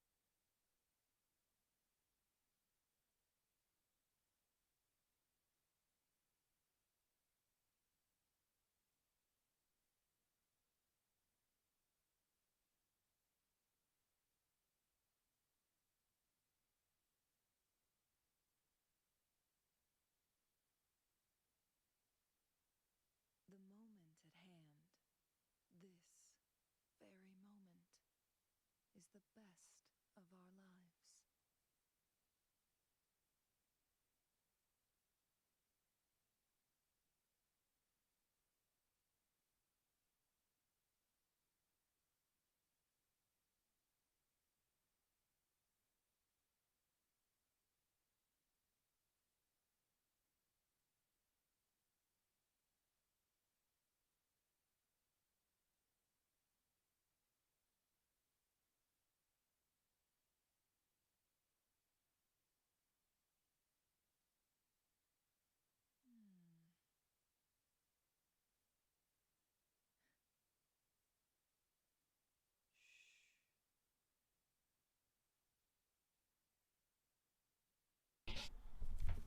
My mom made food for me, but I'm not even hungry. I'll probably just eat it later.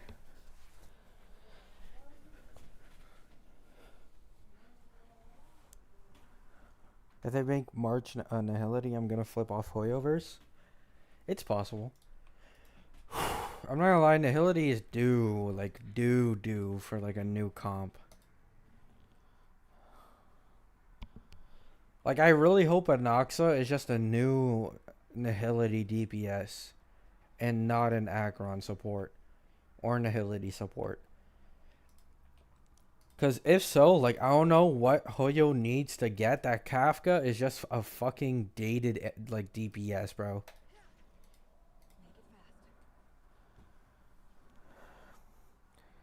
No, like, I'm literally sick.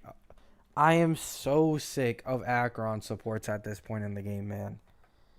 Like, please just leave her behind.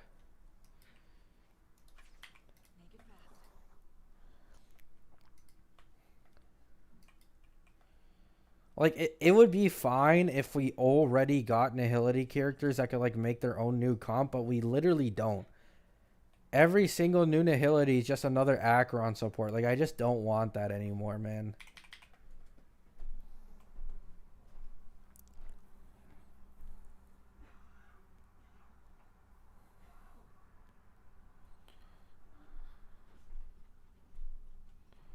Do you have a problem with Acheron? No, it's just like the dot comp has literally been in the mud for like 2 rows of patches, 2.x and 3.x.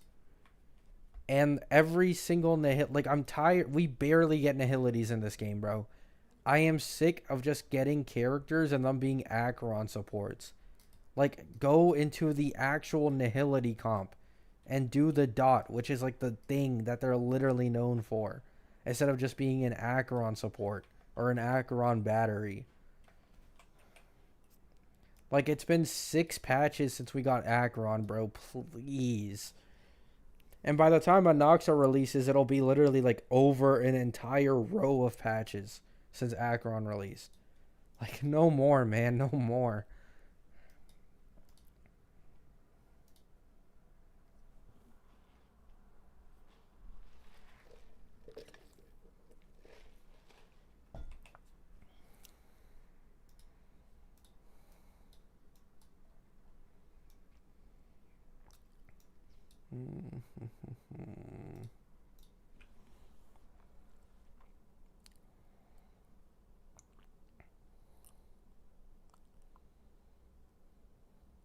What if we get Nihility Trailblazer in 4.x? It wouldn't be surprising.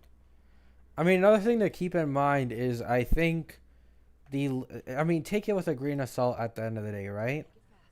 I think there is, what's it called? There are leaks for the characters in the fake collab, and they said that the leaked paths, I think, were Hunt and Nihility. So that could be a sign that we're going into like a Nihility type of thing. Yeah, I know, Flogon.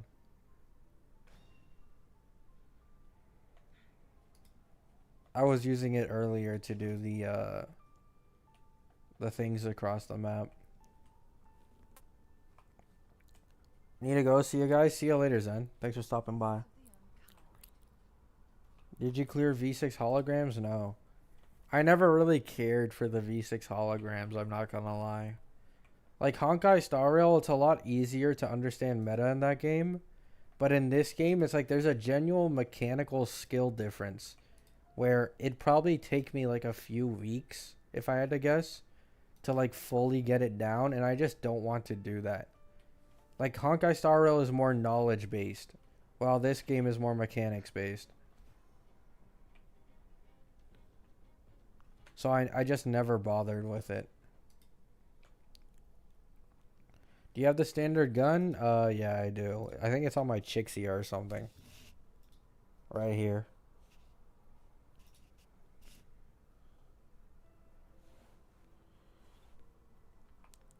All Nihilities end up being mid, so Acheron ends up being good every time despite Jingyuan. Yeah, like Black Swan isn't even that bad. Like especially if you have her E1, she's pretty good as a like sub DPS slash support, but it's just not good enough because Kafka just can't take full advantage.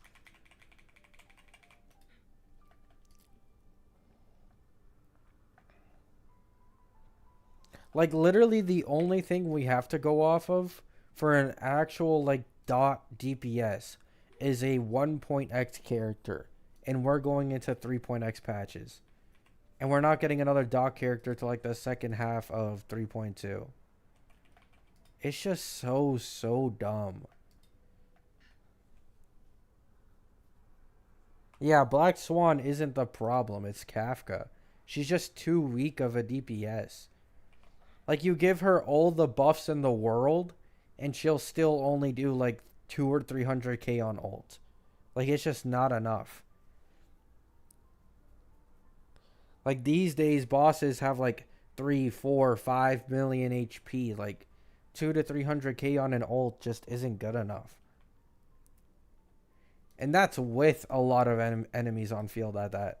Like that's with a lot of enemies on field.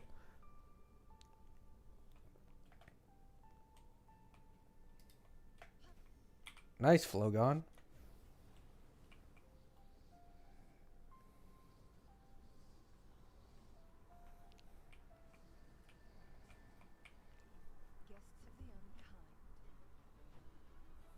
Yeah.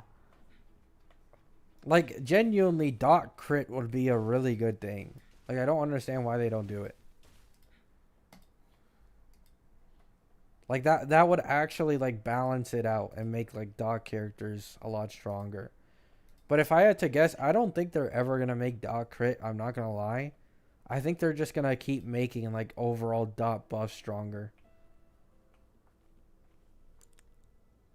Will it even be worth getting the new Nihility unit?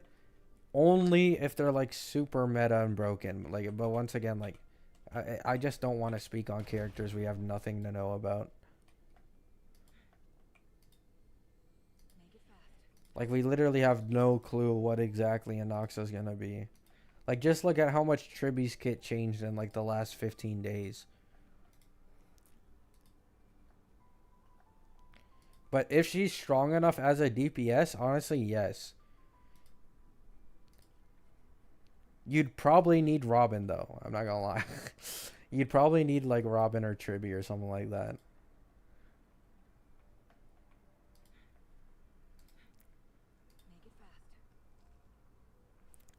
Fugue is really good, so they can clearly still make good Nihility characters. Yeah, I guess. It's just that recently, like, any Nihility characters are just supports for, like, a comp that has nearly nothing to do with Dot. Like, even Acheron's comp with Zhaoq, like, it's not even, like, necessarily Dot related outside of the fact that you need to inflict stacks for Acheron to get her ult. Like, the dots don't, like, they barely add anything to the actual damage.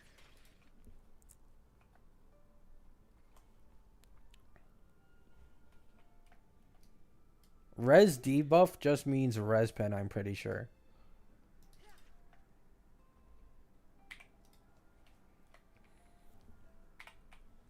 But that would also be nice if he has that, but that means he'll be a support, which is going to piss me the fuck off. Like, I'm so sick of it, man. Just bring out one dot DPS. Why does Fugue have such an ass ult? I've talked with my chat about this before. I truly think that they just cucked her ult on purpose. Because if she did anything like, let's say she gave damage vulnerability on ult similar to Zhaoq, or like break damage increase, it would be too broken. Like, I think they want to make the 3.x character shine, so they just made her ult like really bad. Like, that's literally the only reason I can guess. Because if her ult did anything special and increased like break damage even further, I think it would have just been too broken. I don't think they would have wanted that. Like, you have E0 as 0 boot hills hitting for a milli. You have E0 as 0 boot hills hitting for a milli with Fugue, man. Like, if they did anything with that ult, it would have been absolutely game over. Like, break would just 100% be the number one strongest comp in the game.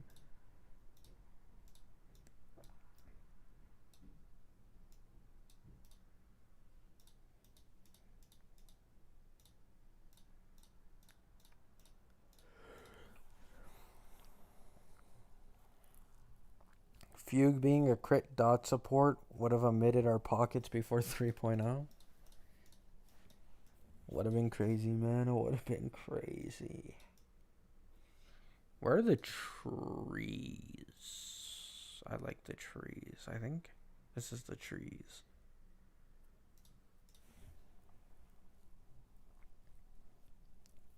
They could have made Fugue literally Ruan Mei if the enemy had dot procs on them and constant break damage. Yeah, it would have been too broken, I'm not gonna lie. Like, this is one of the first times where you can genuinely tell that they purposely, like, held back.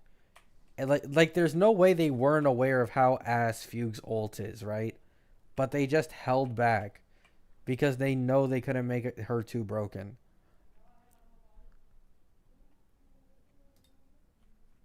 This shit is so beautiful, man.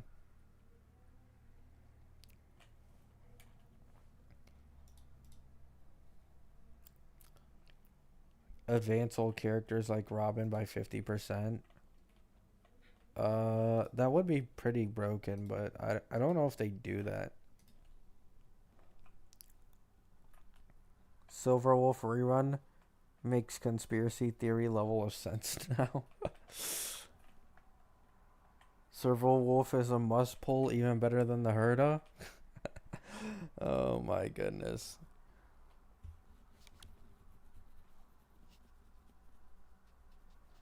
Well, yeah, Ward, but it mostly feels good because of the toughness reduction. Like, in pure fiction, especially when there's fire weak enemies, it's like obviously gonna shine. But for a Nihility unit to literally do nothing Nihility related on the ult makes like zero fucking sense. Like, it just straight up makes zero sense. Like, I think every Nihility unit in the game on ult does something that adds like some type of dot.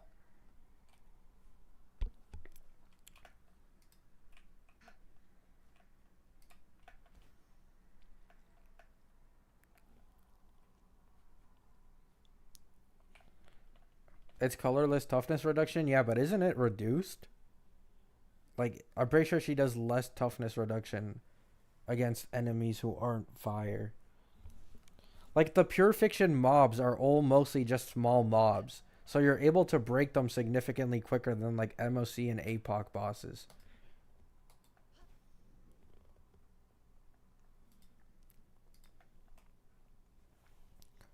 Like the problem with Pure Fiction is like Pure Fiction is the worst standard of comparison for saying that a character is like anything is good. Because even like I've seen Fei Xiao fucking zero cycle that shit with Jade, bro. Or sorry, not zero cycle, but like fully max it out. Like that Pure Fiction is just so goddamn easy because of the grip mechanic. It's like a 120% damage buff.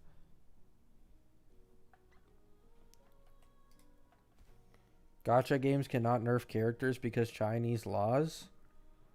Oh yeah, nerfing, yeah. They can only do it indirectly, which is by just making mobs stronger or some shit.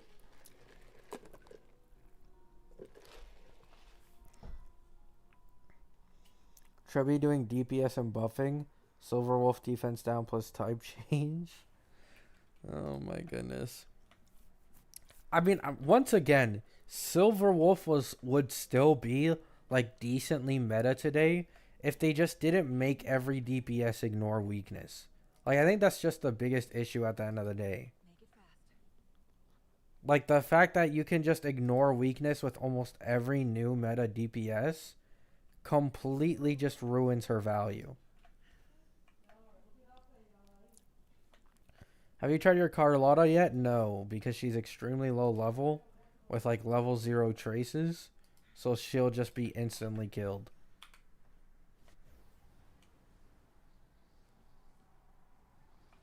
Isn't that what people want though? Content that allows multiple characters to clear as long as you play around the mechanics? What, like Pure Fiction? And are you talking about me saying Pure Fiction is easy?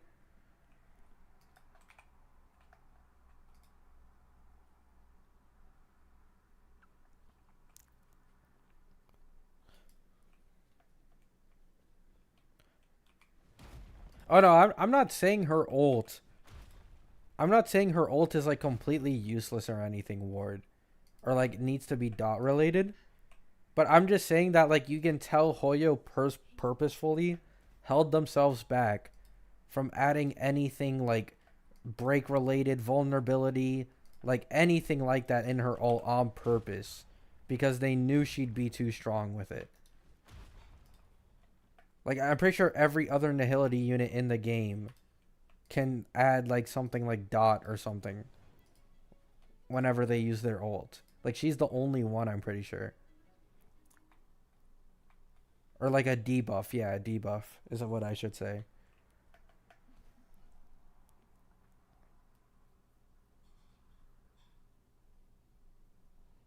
You think they'll give quantum dot and stuff? They've done that in simulated universe? Maybe. Quantum is a pretty rare like element in the game, I'm not gonna lie.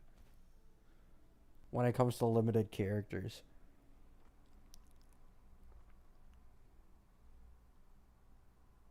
Yeah, Ward, exactly. Like I'm not saying like it's bad, like for sure the ult has its uses. I see a lot of people being able to like break way earlier because of the ult. Oh, I thought I died.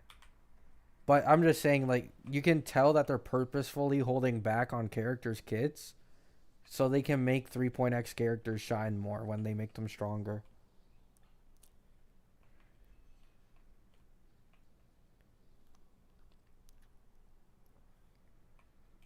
Quantum does have a really strong dot.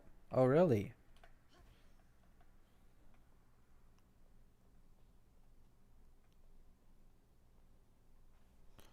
I'm new to Wuwa when the PS5 version came out. I plan to save up for Shorekeeper, but what other units would you recommend to a new player?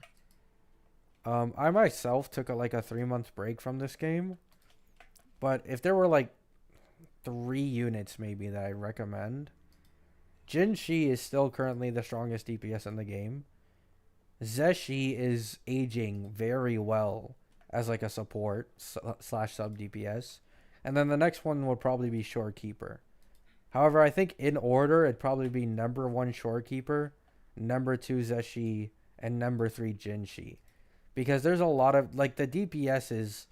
Honestly, you could do like 3 or 4 different limited DPSs and still clear all the end game. Everyone forgot Scrollum existed. I'm not gonna lie, I don't even think he's gonna release anymore. Like just like how earlier I was talking about like people talking about Kafka skin, like ever since the beginning of the game. Like Scrollum has been talked about since the beginning of 2.x, and we kept getting leaks over and over saying that he's gonna release, and he never releases. Like, I'm not putting any stock into those types of things, bro.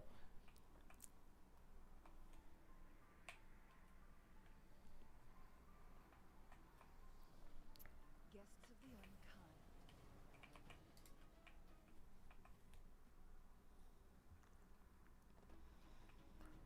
Her E2 gives her old DDD, so that would make defense. That would definitely make it feel a lot better too. Yeah, that's another thing. Like it could literally do anything other than just like hurting the toughness bar and doing some damage.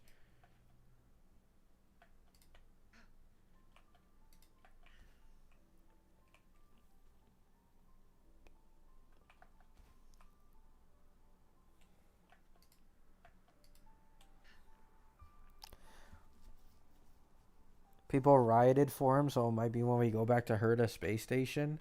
That's not going to be for a long ass time then, because the entirety of the 3.x patches are going to be in Amphorius. So at minimum, he's coming out at 4.x, which is like a year away.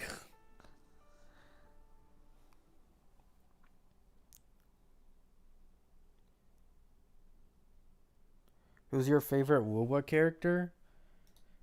In terms of design right now, it's for sure Carlotta. I can't speak for story because I really don't. I mean, even for story, I was watching my friend play the game. I think it's probably Carlotta. She has my favorite combat, favorite design, and she has a decent story. And then the next character I'm most interested in is what's it called? Phoebe.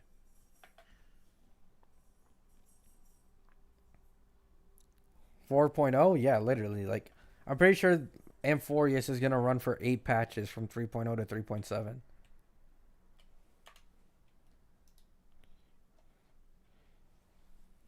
I don't recommend Zeshi if you don't have Jinshi or Carlotta. Maybe Prolova will be skill damage focus use. Oh yeah, I know. I'm just saying that like Zeshi is currently one of the best aging like supports. So he'd probably get a lot of like in reality, since he's a returning player, he's probably gonna get Carlotta. And even if not, he'll probably like roll for Jinshi if I had to guess. If he's not able to get Carlotta. So that's why I recommended Zeshi.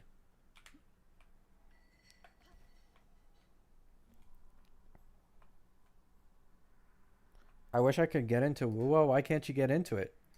Was it just like too much for you? I don't know. Zeshi's the second most future-proof character. Shorekeeper being number one. Yeah.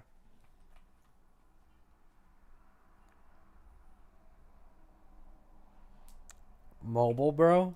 Is it really that bad on mobile? I mean, I guess exploring the world on mobile would suck.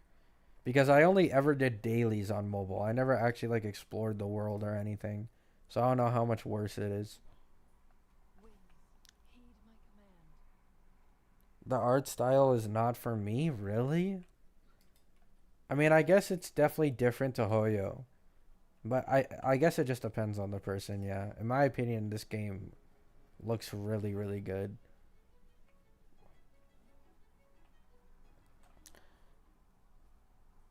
Aren't you gonna pull for Carlotta's weapon? I just don't have enough pulls to be able to do that. Oh, damn, Flogon. But yeah, I don't have enough pulls. Even if I were to like farm the entirety of the map, I'd probably be able to milk like maybe an extra 10 to 15 pulls. I just don't have enough to get the gun. So I'm going to take my time exploring now, like off stream, instead of just like playing the game 7 to 8 hours a day trying to milk as many asteroids as possible. What are your PC specs and how's the game performing for you? I have a 3060 Ti and a Ryzen 5 5600X. And the game performs fine. This is max graphics, I'm pretty sure. Let me see. Yeah, I think everything is on max graphics except for motion blur.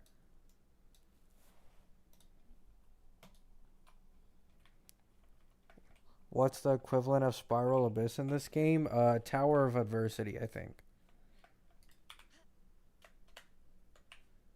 Is Spiral of Abyss like the end game in Genshin? I think so. So it would be Tower of Adversity.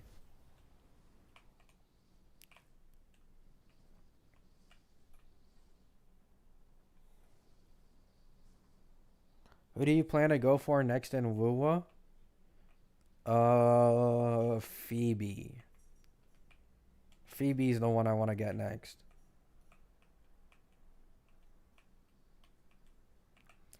The reason I'm not going to go for Jinshi's weapon is because I already have Gion's. And one of the best things about Wuwa is that you can literally just switch the weapon to another DPS. Like I can instantly just switch it and I'll never have to worry about pulling another one.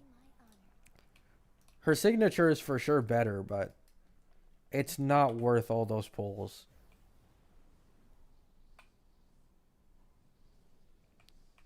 Apparently Phoebe is 2.1, I think, and she might be a doc character, so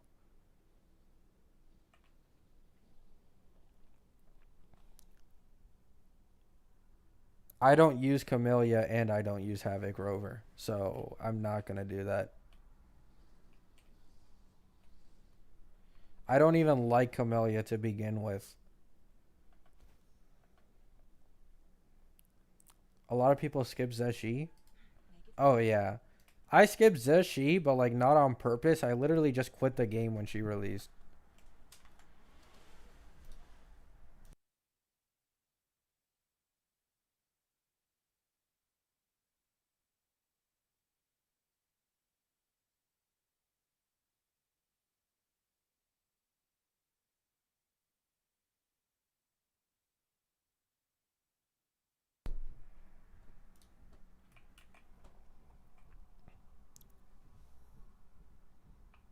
I got her before I left and glad I did. Yeah, I quit the game at the time, bro. I was frustrated playing so many gachas at the same time. And then on top of that, that Zheng Liao event was the most boring shit ever.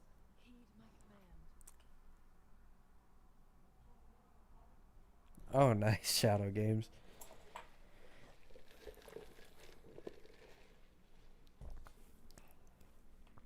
But yeah, I don't have any interest in the Rakia girl at all. Like, I know she's decently strong and she can support anyone, and especially like Havoc characters, but I just don't really care. Like, until Geshu Lin releases, I'm not gonna pull for a limited Havoc, probably.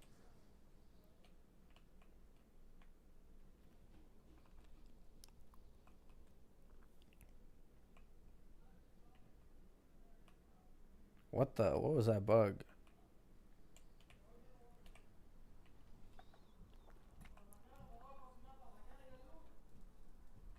Yeah, I came back for Carlotta only. Like, I saw her gameplay and I was like, oh, I'm pulling for that.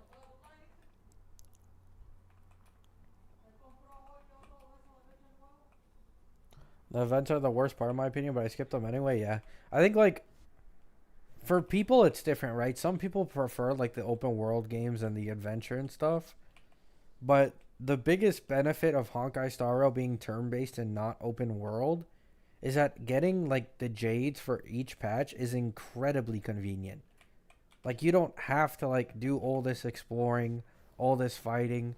Like yesterday I played like around this map like 6 or 7 hours, and the day before I did the exact same amount of hours, and I'm still not done exploring this map.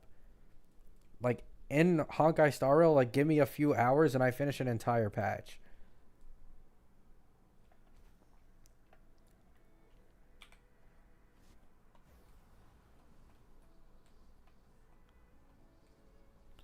Can I see her gameplay? I don't have Zeshi.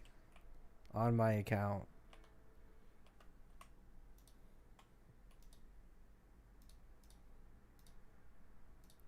Where is it? Like, they have her here in her trial.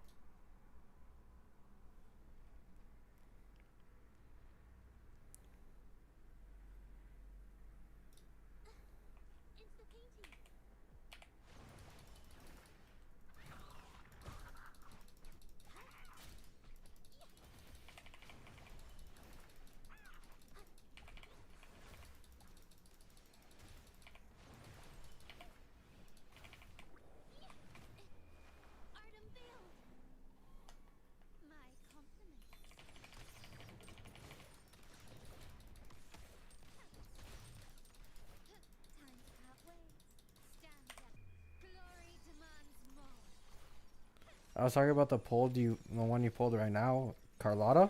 This one.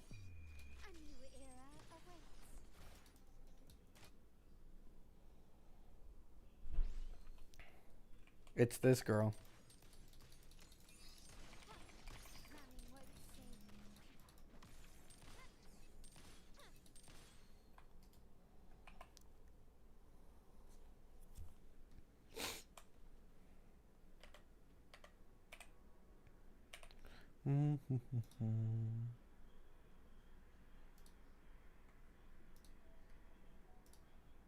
Oh, you can't actually see like the stats they use in this. Okay.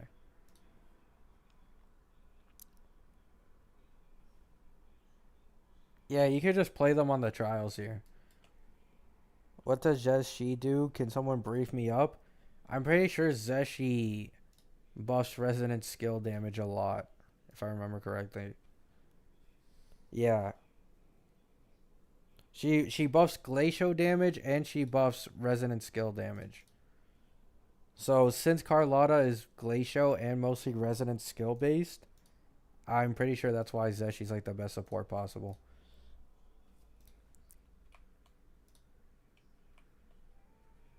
Yeah, 20% glacial and 25% skill, yeah.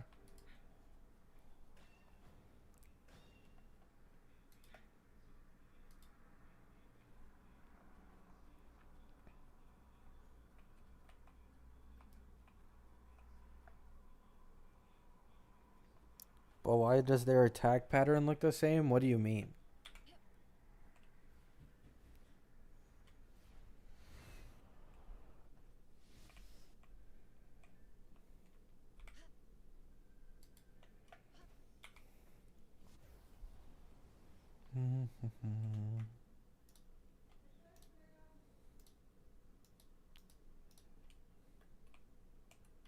I don't know why it does like I hate these exclamation marks so much.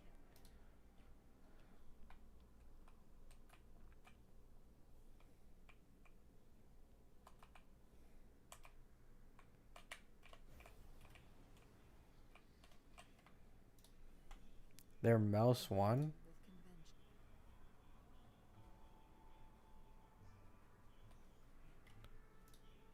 I'm confused. Are you saying it's weird that like she only has like one attack pattern when you use like left click? I'm pretty sure that applies to like every character in the game.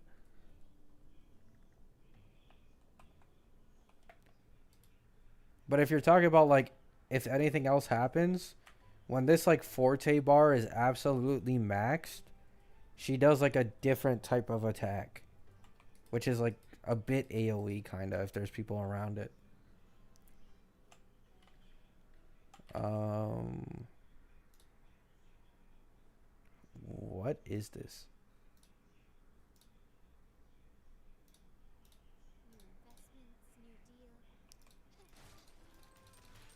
Like this is how it normally is.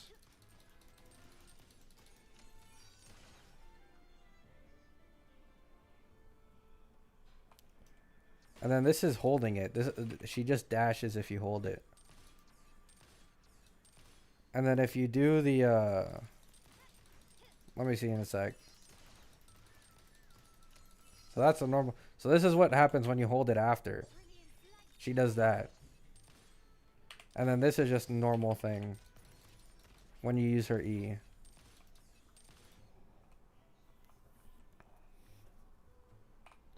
He got her? Yeah, I got her earlier in the stream. 72 pity. I farmed 72 wishes off of the map in 2 days so I could get Carlotta. Like, jeez, man. But yeah, I'll also say this. I give huge props to the sound effects team of Wuwa. Like, it sounds so good. I alone will decide whether it's for show or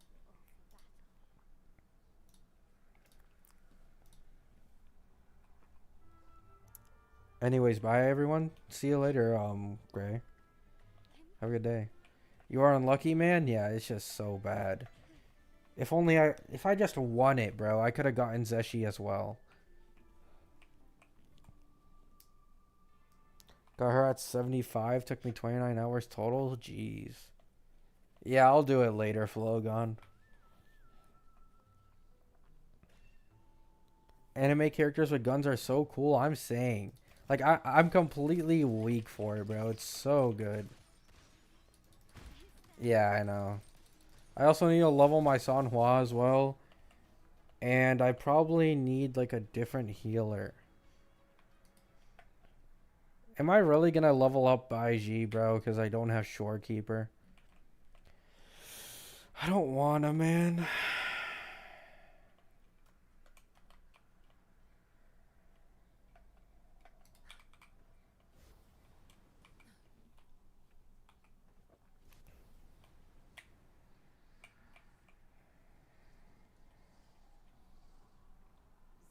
Carlotta's so cool. Want to pull her, but I need the next character. Who's the next character you're going for? Oh, the girl, the little girl, Ricky or whatever she's called.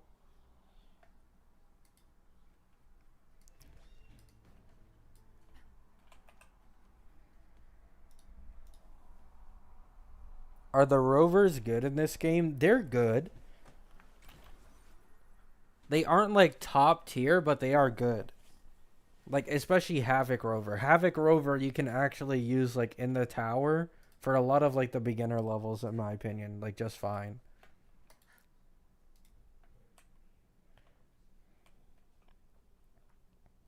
Brant is a healer, but could also be a broken buffer like Shorekeeper. I don't know. We'll see. If he really does, I'll maybe pull for him. But I'm pretty sure, aren't Phoebe and Brant running on the exact same patch? Because if so, I'd rather pull for Phoebe, bro. I'm not gonna lie. Like, that's another character I've been waiting for. Throughout the entirety of like the 2.0 story, the only characters I was really like semi interested in from design was Carlotta and Phoebe. I mean, if I get lucky, I'll also pull Brand, but let's just be honest, I'm not getting lucky. Betas in 1 week and 2 days? Oh, nice.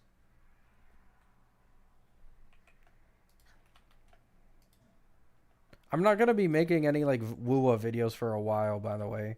Because I still don't, like, I've mostly forgot just how strong characters are.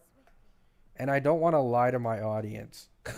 Like, I straight up don't want to lie to my audience about, like, certain multipliers and shit. So I'm going to wait until I'm more knowledgeable on this game again before I make videos.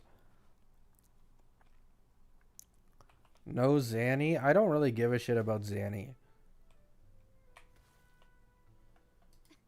Like, she looks cool. She reminds me of Kara from the beginning after the end. But I didn't really care for her personality-wise. Like, she's one of those deadpan characters.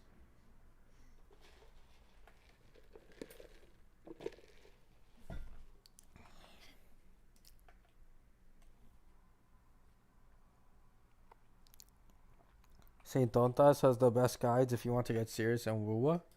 Oh, I'll make sure to check him out then.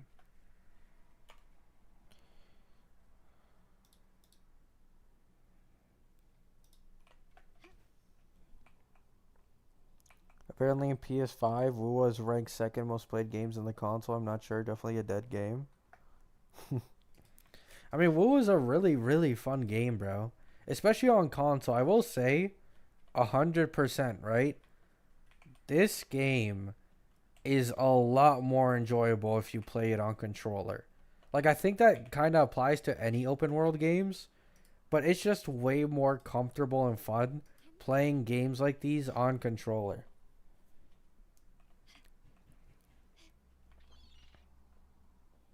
Like, I genuinely might start plugging in my controller and using it to play this game.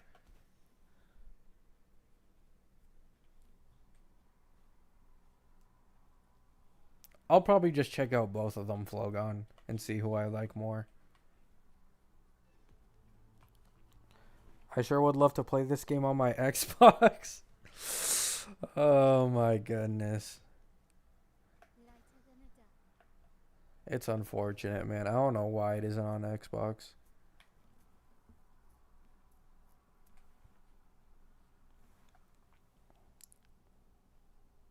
Combat with controller for me is off.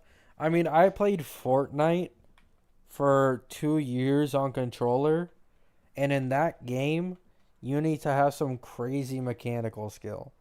So, like, it's never really been an issue for me since I play claw on controller.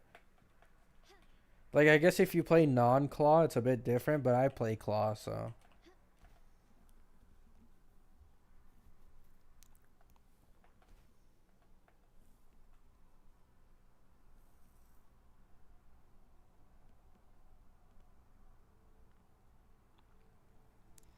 HSR and controller sucks for me. Stop playing the game just to old. Yeah, I'm not gonna lie. HSR and controller looks way worse. Like, it looks way worse. I think mobile and keyboard is just better. 100%. But like an open world game like this, I feel like it's just a lot more comfortable than like constantly spamming keys and like moving your mouse around to like do this. Like just having to use your thumb is significantly easier for looking around.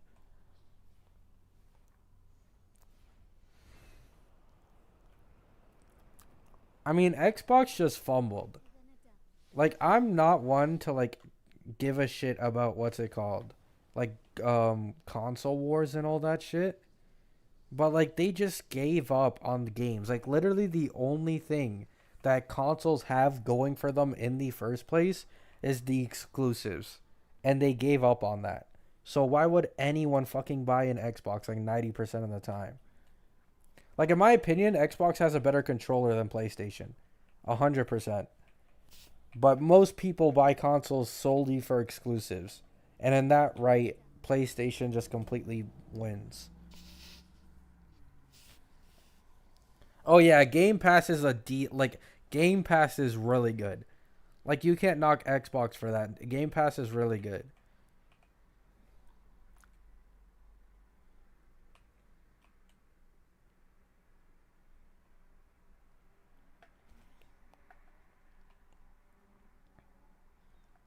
Look at my goat soaring through the air, birds taking notes right now, bro. I'm saying. Nobody does it like me.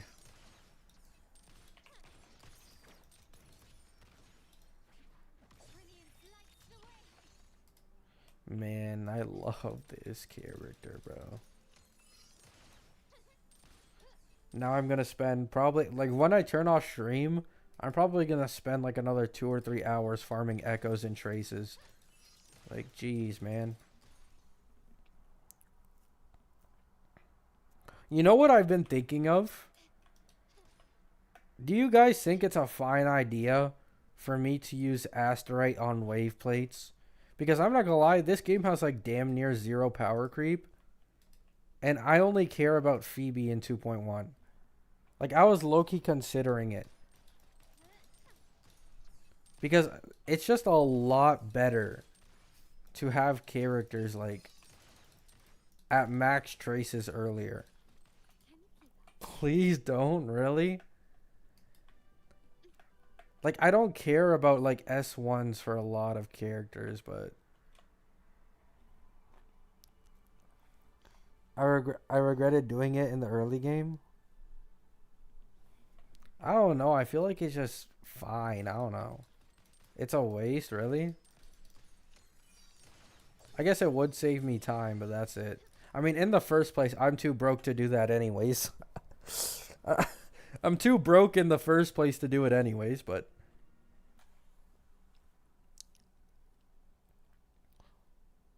Yeah, Shadow Games. I was considering it for Carlotta because my account, like, because I've been gone for so long, is bricked basically. Like level 60, level 70, level 50. Jinchi's the only level 90 on my account. Level 80, level 80, level 80.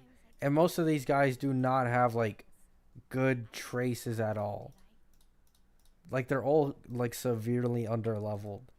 Like it'd take me at least like 2 patches to actually fully max them.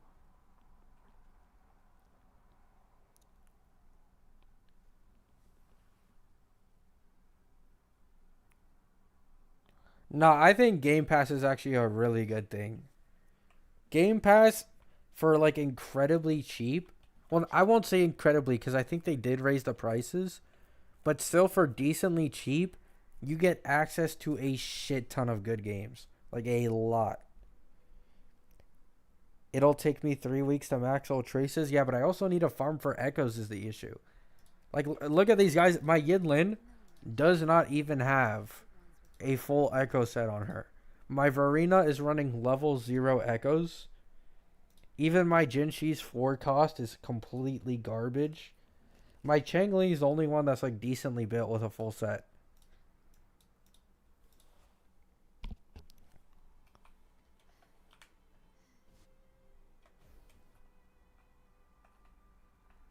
The only game where you can farm gear and you want to spend for premium currency? Yeah, I know. Like, I never consider this in Honkai Star Rail. But in this game specifically, traces make like a lot bigger of a difference. And I know that there's like damn near zero power creep, so I don't have to pull for new DPSs. Like, I can literally skip 1 or 2 patches just fine.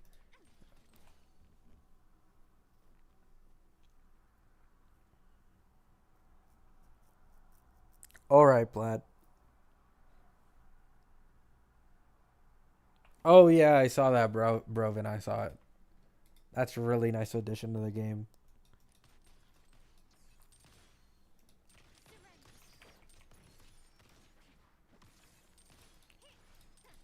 I don't know why these console companies haven't started doing this, but they should just start selling, like, what's it called? PCs.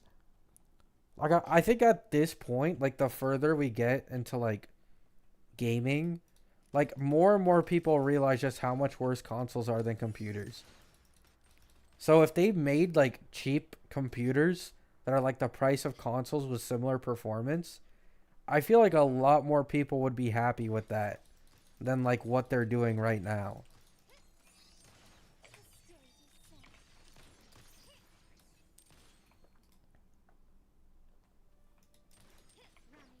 Because there's a lot of small form factor PCs out there. But in the PC space, it's usually more expensive to get something that's like smaller form factor. That's like console size. The best endgame is the holograms. Can't wait for them to kick your ass. What the fuck, man? Guys, don't you guys believe in me?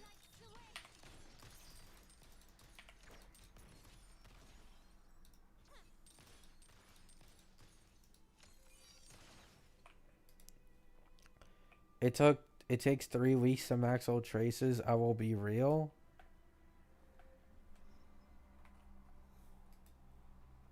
If you do holograms, please stream it. I don't know if I'll stream it, but I'll probably record it. I'm not gonna lie. Like, this is why you guys see me walking around so much when I do streams.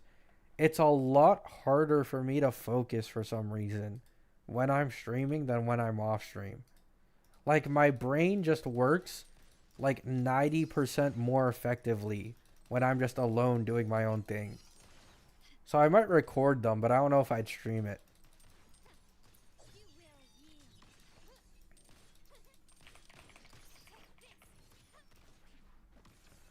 Phones are better than consoles.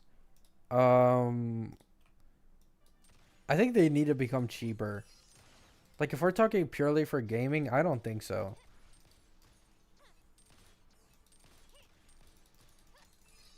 Because I think, like, only now are, like, iPads and iPhones and, like, tablets are becoming like as powerful as like a PS4. And that is just way behind of the current meta for like game requirements.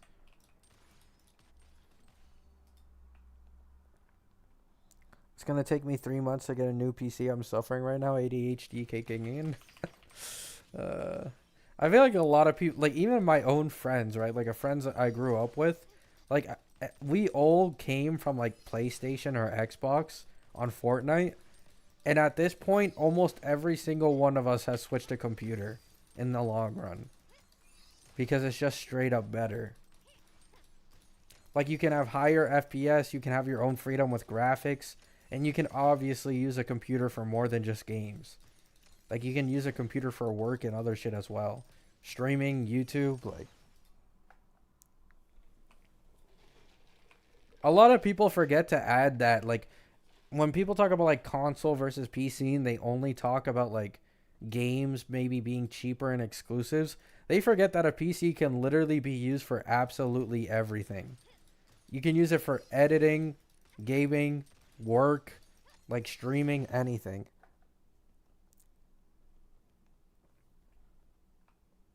I agree, Sugar. I think handhelds do have a place in the market, but honestly, the handheld market isn't really that large. Like, I don't know. I feel like the handheld market could easily be taken over by someone. Like, if you look at Nintendo, Nintendo on purpose overprices their consoles that are handheld by a fucking massive margin. Like, I know for a fact that weak ass Nintendo Switch that can't even run Fortnite on 30 FPS isn't worth $300. But the only reason people buy Nintendo is because of the games. Yeah, Carlotta, yeah, I got her earlier in the stream. 72 pity.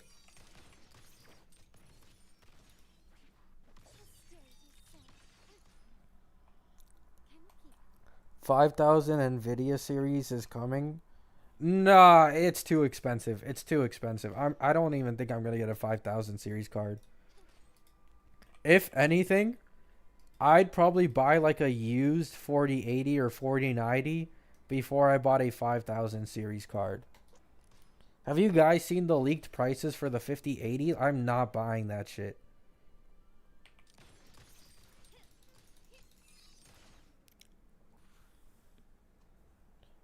Oh yeah, there are emulators on PC. I forgot about that as well. I hope Wuwa will be on Switch too. I'm gonna be honest. I hope the Switch can even fucking run Wuwa. Like, I genuinely hope it can even run it. Like, there's a good chance it's not gonna be able to run it. Is Tribby gonna replace Robin? No. I've already spoken on this before with the recent discoveries of Tribby's leak or kit leaks. I'm pretty sure she's actually like best paired alongside Robin because Robin will also buff Tribby's damage.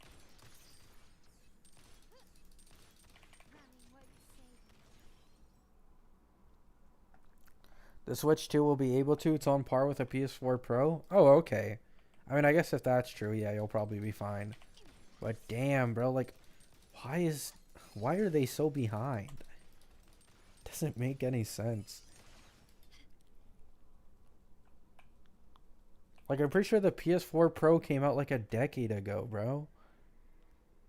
Okay, that might be a stretch. Maybe not a decade ago, but a long time ago. PS4 Pro release date 2016, so it's been 8 years.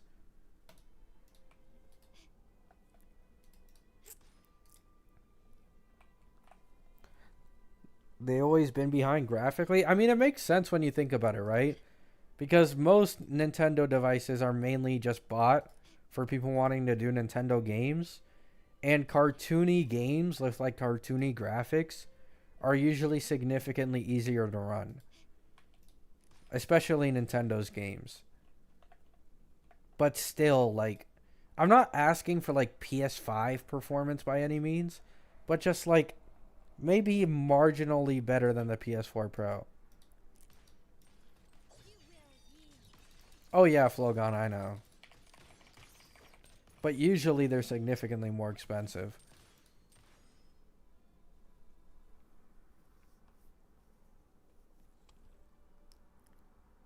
Oh yeah, Ward, 100%. Like Nintendo literally does the opposite of what like a lot of lazy game companies do on PC, which is that their optimization for their games on their own like devices is absolutely insane. Like it's incredibly good. Well, like on PC, optimization is getting worse and worse and worse because devs just become lazier with how strong like new specs are.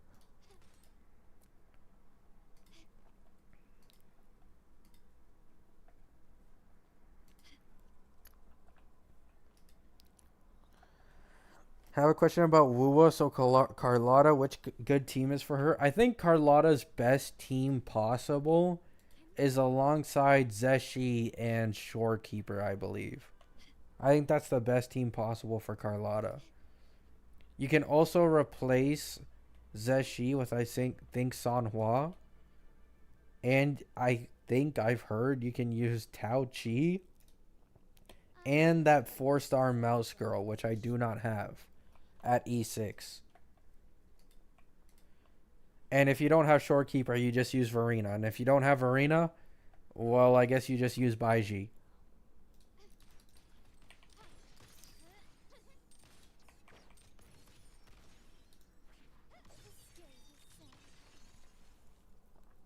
Apparently, the Switch 2 will be $400. Ah, fuck. Like, why, man? PS4 Pro performance in 2025 for $400. Oh my goodness. I mean, they can do it, and I know they're gonna sell very well, but jeez, man.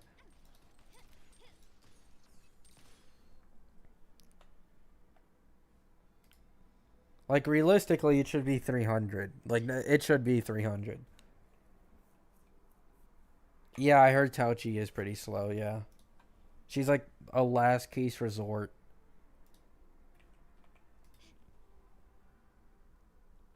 Sad that I don't have enough for Zeshi. Yeah, I'm in the same boat here, man. I'm in the exact same boat. There is no way I'll have enough for Zeshi. I'll just have to wait for another rerun in the future.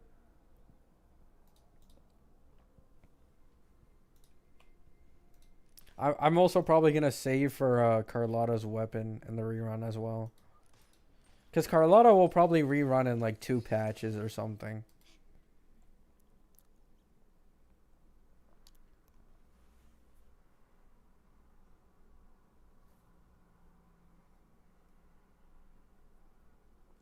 Nintendo and Sony do be dicks and gatekeep their games away from PC? Yeah. It's because, let's be honest, right? If it weren't for Nintendo and Sony having exclusives, their sales would dramatically drop. Like, they would lose so much fucking money if they made a lot of their exclusives not exclusives.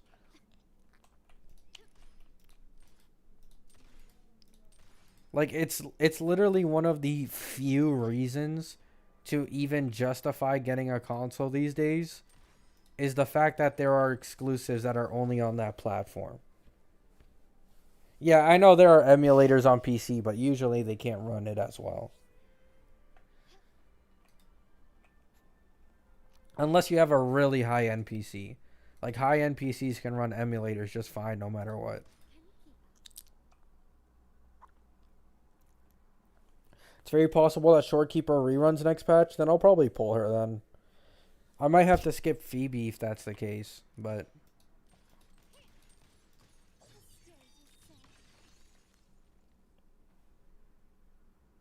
you know what? The character I'm interested in was Zanny. I'm not really interested in Zanny personally, but I can for sure see why. Especially like her design. Like the horns is really cool. But I'm just not interested unless she ends up being meta. Then I might be interested.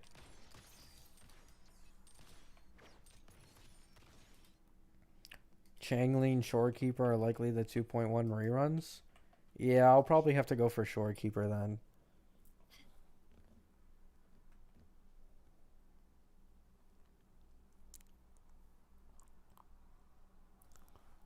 Phoebe's like a minor upgrade for Cammy. Camellia?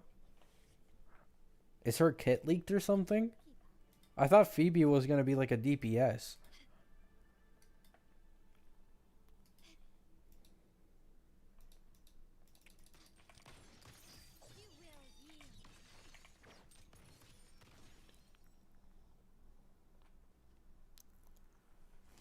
Ah, I see you, Blad. Where would you recommend starting if I want a low budget PC? It depends what you could consider low budget. But in almost every case, under like 700 to 800 bucks USD, you almost always want to build it yourself. Because the cheaper a PC, the more you get scammed by pre-built companies. It's not until you start to hit like the $800 mark in USD that you can actually get a good pre-built for like what you're paying for. That, or you can just buy like a used PC as well. Like there are some used PCs out there that are sold incredibly cheap.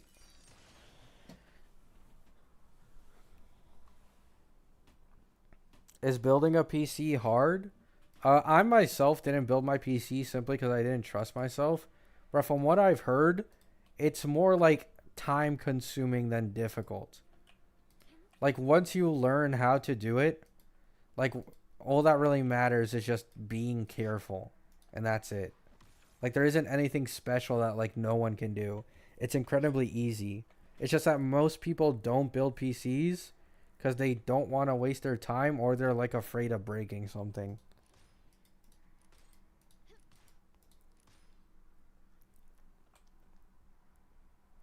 I am so not tech savvy, then yeah, you'd probably want to go for a pre-built then. Phoebe is dot. Yeah, Phoebe. I hope Phoebe ends up being meta, bro. I hope she is.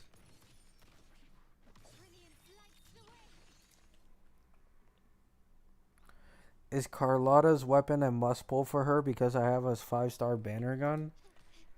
If I remember correctly, I think Carlotta's weapon is like a 20 to 30% overall damage increase. So take that with what you will. Like over her second best option, I'm pretty sure. The SIGs in Wuwa are almost always significantly better than like any alternative.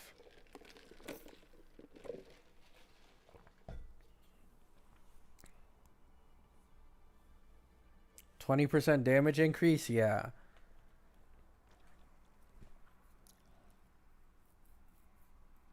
Do you know some good websites for used PCs? Um, Probably Facebook Marketplace is probably like the best one possible. And then the next one would probably just be like Kijiji or like anything like that. But Facebook Marketplace seems to be like the most commonly used one and the one where you can probably find like the most PCs. You can usually also filter on Marketplace, like what price. But you need to pay attention to the specs because price doesn't mean anything. Like there are some people who will sell PCs that are worth like $300 at 1K. And then there are other people who will sell like $1,200 PCs at like 800 bucks sometimes.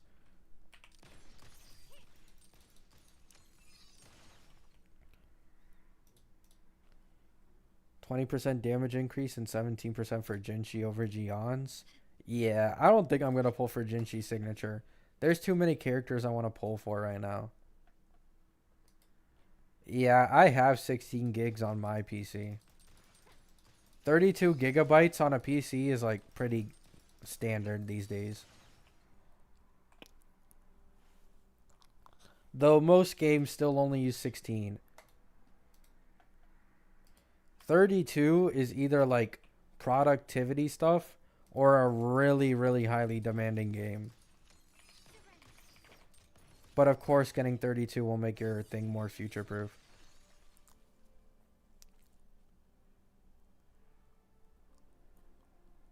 All weapons are a must pull. They are guaranteed. Yeah, but that's the only thing that kind of sucks about this game is that even though the weapon banner is guaranteed, they're so much better than the alternatives. Like, so much better. So I'll probably skip Jinshi's weapon and go for either Phoebe or Shorekeeper, or try to get both. And then I guess in like 2.2, I just end up saving, what's it called? I just end up saving for Carlotta's weapon and Zeshi whenever they come back. That's where they get you? Yeah. One pro for another con. Though I will say there are some Honkai Star Rail characters that have a similar like damage overall loss without their signature. Cough cough Acheron. Like there are some.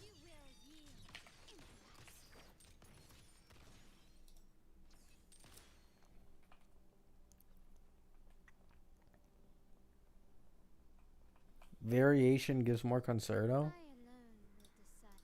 This one?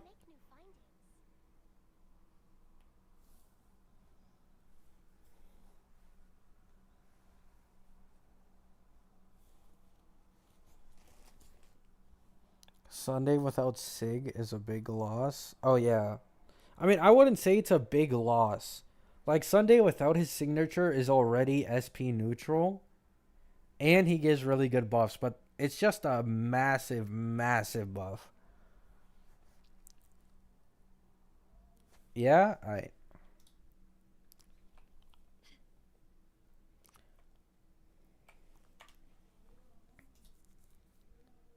Yinlin's weapon is the most future-proof weapon. Only 4% difference between Zeshi's signature and Stringmaster for Zeshi. Unfortunately, I already have Zeshi's weapon on my account, and I pulled it for Yinlin.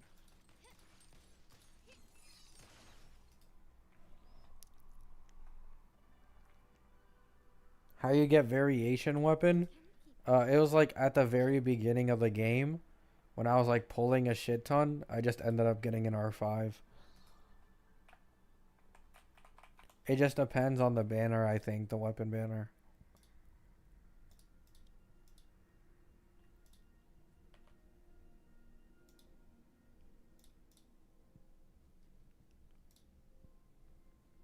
This gun isn't bad. There are characters who are a loss overall. Cough, cough, Sparkle. Sparkle, man. Sparkle. Only Gion's weapon banner has it? Oh. Yeah, I pulled on Gion's weapon banner a lot.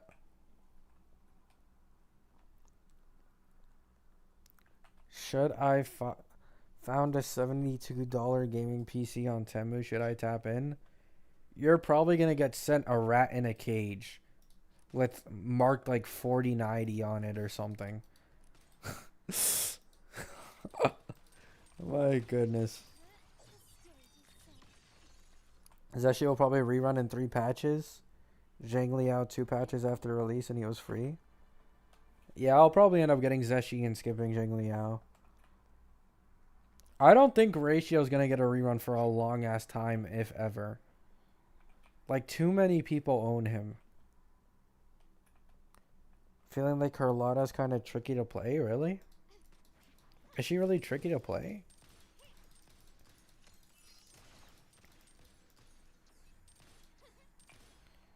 I feel like you just normally left click. And then whenever you need more stacks of that thing on the left, you just hold down. And then you just gain it back. Is it really that confusing to play her?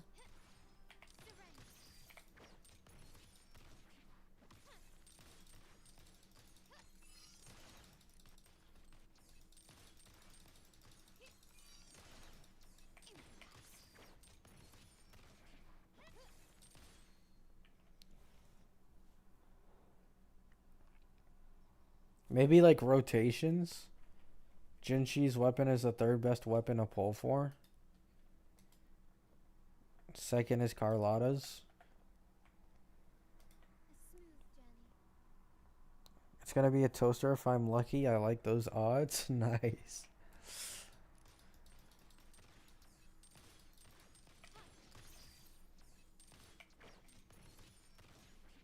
Brilliance lights the way. Can you keep You're doing 50-50 on PC. He really is, man.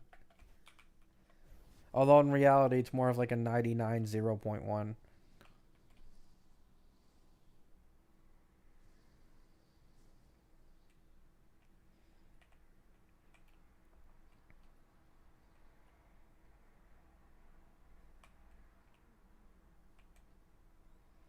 It's only 11% damage difference between Gion signature and Jin Shi's for Gion.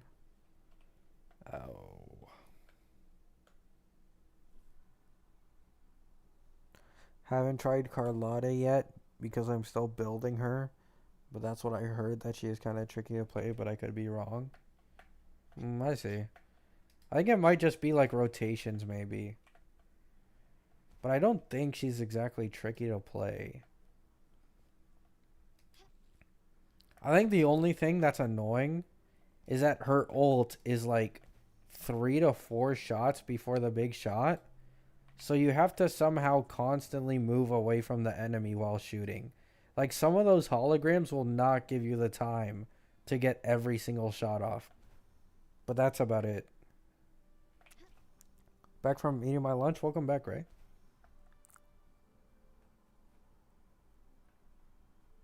Oh, that's really cool, Blad. No, there are some websites that do that, Blad, but usually they're like a complete scam, though. Like, they'll overcharge you even more than, like, the normal pre-builds.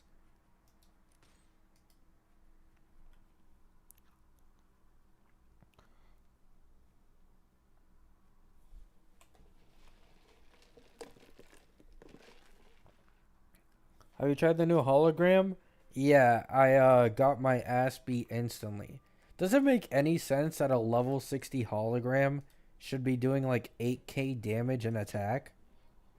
Like, that shit is absolutely dumb. can you keep up? Like, I didn't know his pattern the first times I tried it, so I just get washed like halfway. Quickly and swiftly. Found your weak spot. Time to part ways. It only does 4k, really? Oh, it's because my Verena has no health, right? My Verena got 2-shot by him. And then I just kind of like didn't know his attack pattern. And then apparently he has like a second phase too, and that shit fucked me up even more. Characters aren't 90, yeah. You will yield. I didn't even use my Jin Shi, I just used Cheng Li. Alright guys, I'm gonna end the stream here. I'm really hungry. I don't even know what I'm gonna eat. I'm probably gonna have to cook something. I don't know what I'm gonna do. But after that, I'm probably gonna end up grinding off stream once again. Getting Carlotta her echoes. Getting her to level 90. Doing all that good stuff. I'm gonna keep an eye on leaks like I always do. See if there's anything new for my day or not Castris, Triby. And if there is anything noteworthy, I might make a video, and that's it. So I appreciate you guys stopping by. Hope you have a good day. Hope you have a good night. Peace.